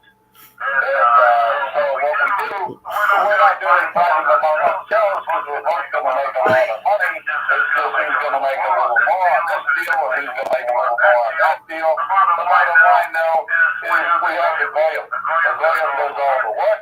The goyim makes all the stuff. He sells it to us for pennies. We're the wholesalers. We're the middleman. We got the way up and sell it to the other goyim on the retail side. There's an old saying in Yiddish that the reason that God made Gentiles is because somebody has to pay retail. It's not going to be the Jew for sure. The Jew doesn't pay retail. It's the goyim that pays retail.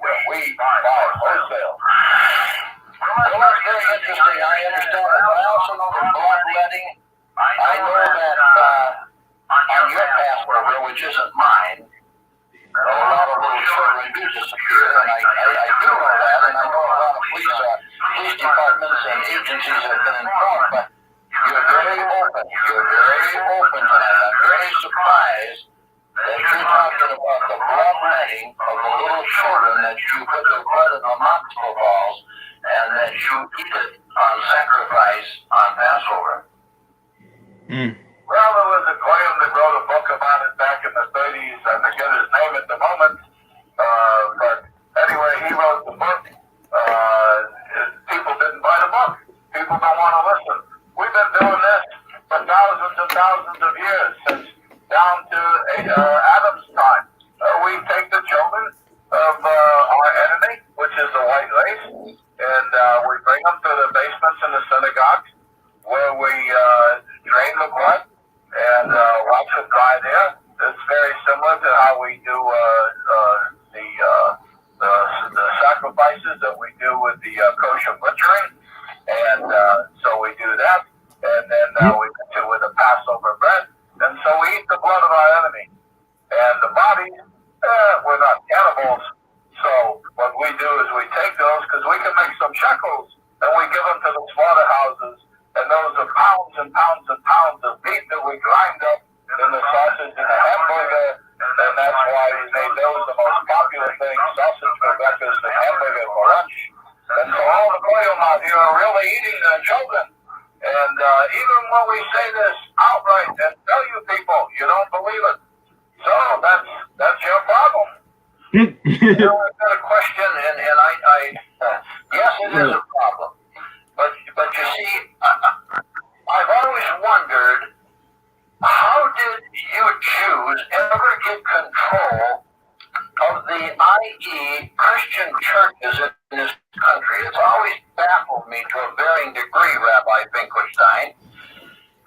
You have your son around out there in New York on the East Coast, but I'm wondering, how did you ever totally get control of these Christian churches who at one time told their congregations to stay away from you Jews? How did that happen?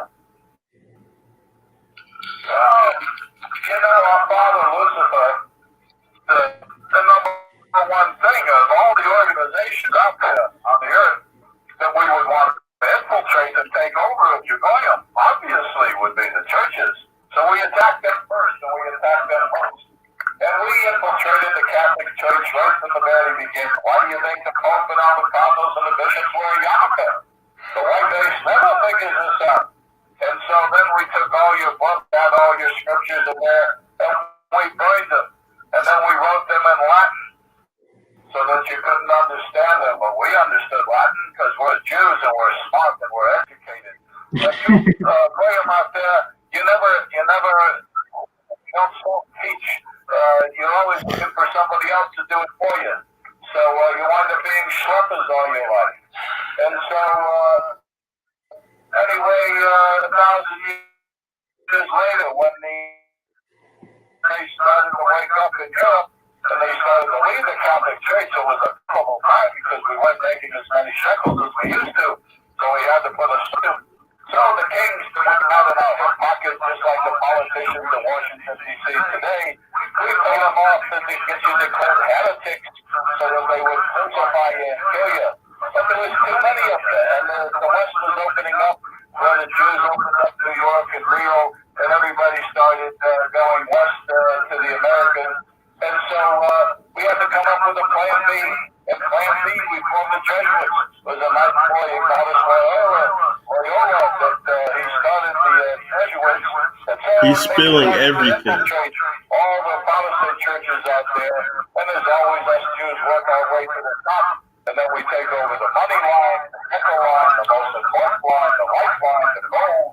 And so we took that over. And so slowly but surely we teach the teachings, change them a little bit to where it's all run by the Catholic Church again, the Mother Church. It's your mother, but the Mother Church is the synagogues in Israel and in the synagogues in New York. You know, this is most interesting. There was a report just recently, a couple months ago here, Rabbi Finkelstein, of Ethiopic Jews in Israel. These are black Jews. And the Jews in Israel didn't want them there. And the Ethiopians, the black Jews, said, oh no, we're Jews, we belong here too. How does this all fit in? Well, how are these black Jews and the Jews over in Israel didn't want them? Were they kind of like a disgrace or what? Who wants to know the schmutzes in your land? You don't want the schmutzes in there. And there are some rabbis that went down to Ethiopia and they said, oh, we'd like to be Jews too. We laughed and we said, okay, pay us a few dollars and we'll get you another be a Jew. Yeah, so. Yo. I want to hear nothing from nobody. So everything, yo. If somebody want to refute anything you say, smack fire out. Nah, just playing. Nah, but the information is out there. And we just heard from his mouth that, you know, they putting human meat in the hamburgers. I've been doing this from the jump. It's going to be a nigga that's watching this that's going to go straight to McDonald's tomorrow and not care. Oh, that's conspiracy theory. Oh, they ain't got no PhDs. They just watch YouTube videos. You know, the bullshit that they, you know, so keep being accountable then. And that's why you don't get the spiritual experiences that holistic living people do, because your soul stink. And I'm shout out Pharaoh for this, but yeah, your soul stink.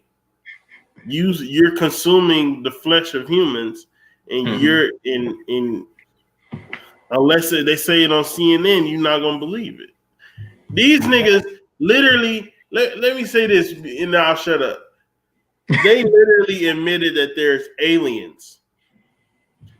And I haven't heard shit from all the people who used to make fun of people who, you know, who've been saying like aliens are real. They ain't saying nothing. They just glossed over it. I'm so tired of them niggas, yeah. That makes me so mad. Yo. Like Trump just said, Trump was like, $600 for the American people is a disgrace. Give them $2,000. I kid you not, I'm not gonna say who it is, but one of my family members, and it's a black woman, she goes, I love how Nancy Pelosi is calling his bluff. That's showing power. I'm like, what? How could you spin that into a Democratic victory? They literally wrote the shit, argued against more money, and now you're spinning that in your head to like, oh, she's challenging Trump and calling his bluff. Niggas is lost because they want to be. Right. Yo. Yo, when jokers was celebrating, you know what, yo, like I said, man, everybody ain't meant to be saved, man. I don't know. Some people, man, they and the crazy thing, it be family. That's be the thing. It be family. It be family. Man, Like, yo, like, come on, man. Like, they argue with you the most. I'm the Grinch that stole Christmas, though, right? You know what I'm saying? Like, yo, come on, bro. When they talking, they bullshit. Noise. Shoot, We don't want to yo, hear that shit no more, man. man, it's yo, we gotta wake up, man. We gotta wake up. This is the world we live in. No, Now, bro. In March, I felt like it's like spiritually and damn near physically, I felt like people were dividing into where they're going to be in March. I really felt like that energy. I'm like, damn, it seemed like people are picking it. Like, a lot of spiritual people went back to Christianity, and really? other spiritual people elevated in their consciousness. Excuse me. So I feel like people already. You're right, bro. I know. You're right, bro. You are so right. Yo, go ahead. I didn't mean to cut you off. Yo. No, go ahead. Because I was supposed to shut up a long time ago. No, bro. No, you're right, bro. Because it's like, man, it just, no, I don't know if yo, the Cardi G. Woodson joint, man, it took me 20 years to get over my education, my high school education. So it's almost like people, it's been so indoctrinated, and that's just been used for so long. Mind you, I grew up a Christian. Like, I went to a Christian college. You see what I'm saying? Mm-hmm. One thing about me, when I see, like, I just woke up to the nonsense. It was a paper trail. I just went back to the paper trail. Because Jesus, he went back to Egypt, right? He went to Egypt. Because I'm like, where the hell was this man in his teenage years? Okay. Yeah. Okay. Because the Old Testament, man, you know, he was just, you know, you hear about him in the New Testament. First of all, those two different types of books. First of all, so which one we about to go with? You see what I'm saying? So, and they ignore the stuff in the Old Testament that they don't like, right? And then take and then my whole thing is, yo, the first book that I ever heard of, I could be wrong. The first one I ever heard of, the first book that was ever created in a book format would be the Septuagint, aka the Book of 70. So the Pentateuch is not the first Bible. So my whole point is, where did they create the Septuagint out of? Well, Alexander the punk, I call him the punk or whatever, you know, but Alexander, they call him Alexander the Great, and others, right, you know, over there and try to, you know, my whole point is, yo, everything leads back to us. Everything leads back to us. So I can't take this book, right? This is the holographic universe.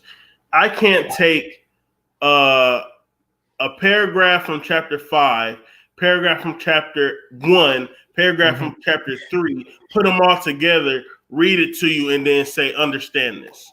You're not going to get it. And so that's what they do with the Bible, and that's what they do with the Quran and everything else.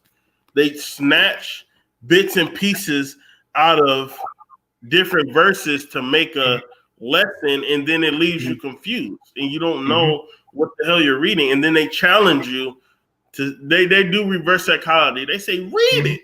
It's right in the book. Don't challenge God. It's right in the book. So then you're like, I don't want to challenge God, and this preacher is supposed to be a man of God, so I don't have to read it because he already told me. And so you'll never have to think on your own.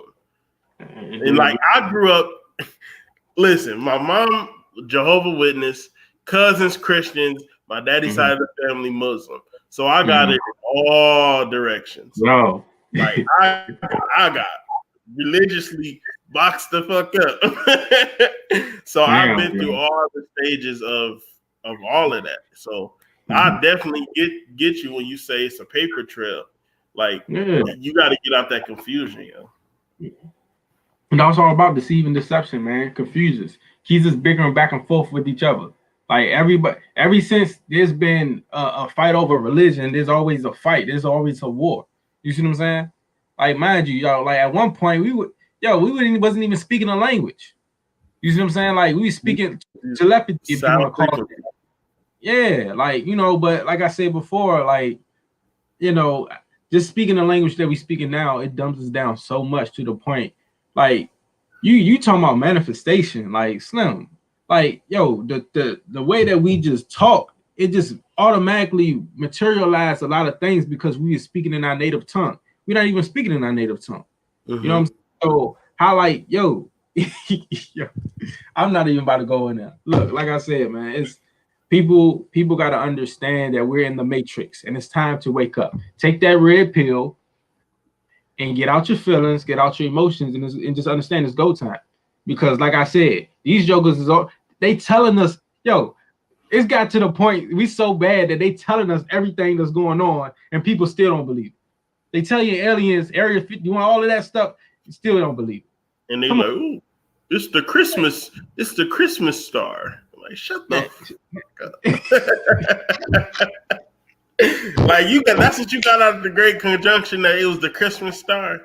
Get the listen to this. Listen to this new spell that he gave us, because for some reason, and I even say it when I'm laughing. What you say? I'm dead. Where did that even come from? Why would we even correlate happiness to being dead? Right. Laughter to being dead. That's literally a spell. Right. Yeah, exactly. Man, like I'm dead. Think of that. Think about that. And you repeatedly saying it every time you laugh. So now you're associating death with laughter. So psychologically, if you see somebody die, you're not going to consciously be emotionally affected like you're supposed to do, because you're already equating death with some form of happiness. Just like good morning. Yeah, I'm mourning over your death. Yeah. You see what I'm saying? Like, why you say grand rising? That sounds so corny. Why you say the sun is rising? What you talking about? And I'm grand, my nigga. Like, sorry. Like, the ignorance level. The ignorance level, man. It's man. Indeed. But people understand you not understand. This is why, like I said, it's a programming. I wake up. You awake, you go to awake, it's a funeral. Like, you see what I'm saying? Like, it's these names, it's a setup like this on purpose. But like I said, any little person that comes along and just goes outside the box and go outside their little cage that they put on people's consciousness, they get deemed a conspiracy theorist or somebody that has a discernment or just being able to just do research. That's why I like gematria. Mind you, I'm just getting into that. You know what I mean? But I got into it because it's like a lot of stuff that's been going on. How am I predicting certain things that I shouldn't be predicting? Why I'm predicting why I'm deaths. Then this person's on a death cycle. This person has a sacrifice number.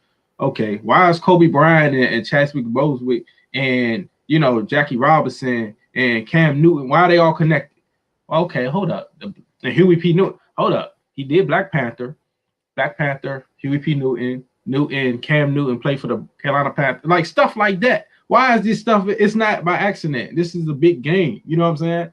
And that's why I say people see through the facade. Stop falling for the bait. These are smoke and mirrors. We gotta really look with your third eye, my man. So I got two hypothesize on celebrity death. One, I think that they're like, okay, this is what your life is going to be, and this is when mathematically you're supposed to die. So you give us your life force, and we'll give you all the riches up until it's time for you to die. They either do that because you can chop your life with, you can decode your life with the natal charts, with life path numbers, numerology, and all that. They either do that, or it's like, okay, we're gonna buy your life and your likeness, and then your character has a point into death, and then after the character dies, you can live in the underground city. Right. It might even be both. And I'm not saying that they don't kill people. I'm not saying that they don't clone specific people who get to a specific level. I'm just saying they either tell them this is when you're about to die. Because think about it. XXX Tentacion talked about how specifically how he was going to die. And for sure, Juice WRLD predicted. Tupac, Lil Peep. Lil Peep literally has a song talking about I was slumped over and they didn't. I can't quote the song exactly, and I can't play it for y'all. But on Lil Peep's album, on his post-death album, he sings a song literally saying how he overdosed on the tour bus and nobody came to help him. Like he literally has a song saying that. Yo, I think even something with Mac Miller was even similar to an extent too. I forgot what his last album. And then look, mind you, I'm not making no predictions or nothing. I'm just saying. The last person I did that did a tribute to Kobe was Lil Wayne, right? And what was the name of his joint? Funeral. So like this stuff is a lot of predictive programming. Mind you, even when Nip walked through a graveyard on his last video that he ever did. So like this is like people just don't. You gotta start to really look at stuff. Don't just watch stuff to watch it. Look like really, yo, what made this director put this right there and exactly like this? What made them put that in that scene and put that like this? Why is this connected to like, yo? It's like riddles and rituals. Like that's what it is. And yo, think about this. What was the last song before Drake's hit right now? Where did Tom Hanks go? Tom Hanks went to Greece, where pedophiles is considered a mental illness, not a crime. And one of Drake's recent songs was Greece. It was a DJ Khaled song, but it was Drake's song Greece. And so I feel like that was a pedophile signaling. Yeah, like he put that song out. And think about this. We all know that chicken is code for kids, right? Yeah. And you know, remember one of his songs, he'd be like, I just put an order in for a chicken. Oh, snap. See, I ain't even catch that. See? Yeah. You know what song I'm talking about? Man, you know what's so crazy? He just got a picture with Hillary too, or something like that. Was it Hillary? Hillary? Or something like that. And then what's the other one? I just had it on my head. What's the other one? Dang, I can't even think of it right now. I lost it. You keep going. I lost it. Well, no, what's that young girl that he was getting to? Okay, here you go. It was on that Come Through song, which I love that song. Come Through. Yeah. Where is that? It says, it's supposed to be a lot of hard working going on, but who the fucking focus with this twerking going on? Someone put an order in for a chicken. Told my girl to order in. I need the kitchen. Yeah, they know I got the hook. They just wait on me to cook up, baby. I heat up the stove. You do the dishes, you know. See, man. Yeah, look, stuff like that. Like, yo, I was looking at, I was in the gym one time and I seen like the Fresh Prince joint, right? Parents just don't understand, right? It had the little background. Indeed. You know what I'm saying? Mind you, see how, man, I'm not going to talk another concept. Hey, Hollywood, because you know they can't do nothing without telling us, and we watch it, but we're not cognizant of what we're looking at, so we don't care. It's just entertainment. That's it. It look cool. Jay-Z said it best, Mr. Do What I Will, on the sweater. He said it best. It's only entertainment. It's only technically that's all it is entertainment. So yeah. I ain't about to get on. I ain't even about to get the name drop or none of that. But like Hollywood ain't what you think it is, man. I can name drop. Look, I know. Look, so just man, all you gotta do if you're ever curious, just look at who all these artists signed to, and go into the people that they signed to. Who's the big dog to the people that they signed to? Like, you know, what is they doing? What was Berry Gordy doing when he was head of Motown? Like what? Like yo, man, people don't know. But they think it's peaches and butterflies. Like, dude, yo, you don't It's even not. understand where we You live gotta at. be You worship careful. You worship these people. You worship them. You work, yo. Oh, okay. They got this. I'm gonna get that. Oh, they eating this. Oh, they advertising that. Man, I'm gonna just say people need to wake up. It ain't what you think it is. It ain't what you think it is. So it ain't. It ain't. Yeah. And I think that's a perfect conversation to end this. I really appreciate it. Yo, we definitely got to stay in contact, and hopefully this is not. Well, I know this is not going to be the last time you come up here because I really want to do that vegan panel. So, but thank y'all for watching. Yeah. Once again, bro, thank you for being up here, Bryson Holistics. Y'all make sure y'all support. He trying to heal y'all out here, you know what I'm saying, with the natural, what God gave us, you know what I'm saying, to stay here. Y'all go ahead and support the man. Make sure that y'all follow him on his IGs. And like we always do, make sure that you like, share this video, subscribe if you have not. Shout out, I seen somebody new subscribe tonight. Let me shout you out if I can still see where it's at, because I appreciate that. Let me see. I'm gonna get a lot more people help, man. I put out the link. Shout out Mongo Slave. Yeah, I appreciate that, bro. I know this video gonna go up because it's too many jewels. Shout out Cyberman 14. Shout out Larry Rose Jr. Shout out Haifa. He had Bryson always speaking the truth. That's dope. Erica Williams. Shout out to you. Medic Face Relates. What's up, bro? The Young Family. And that's it. Well, we're going to end this like we always do with love and light. Peace. Peace, man. Peace. Dope.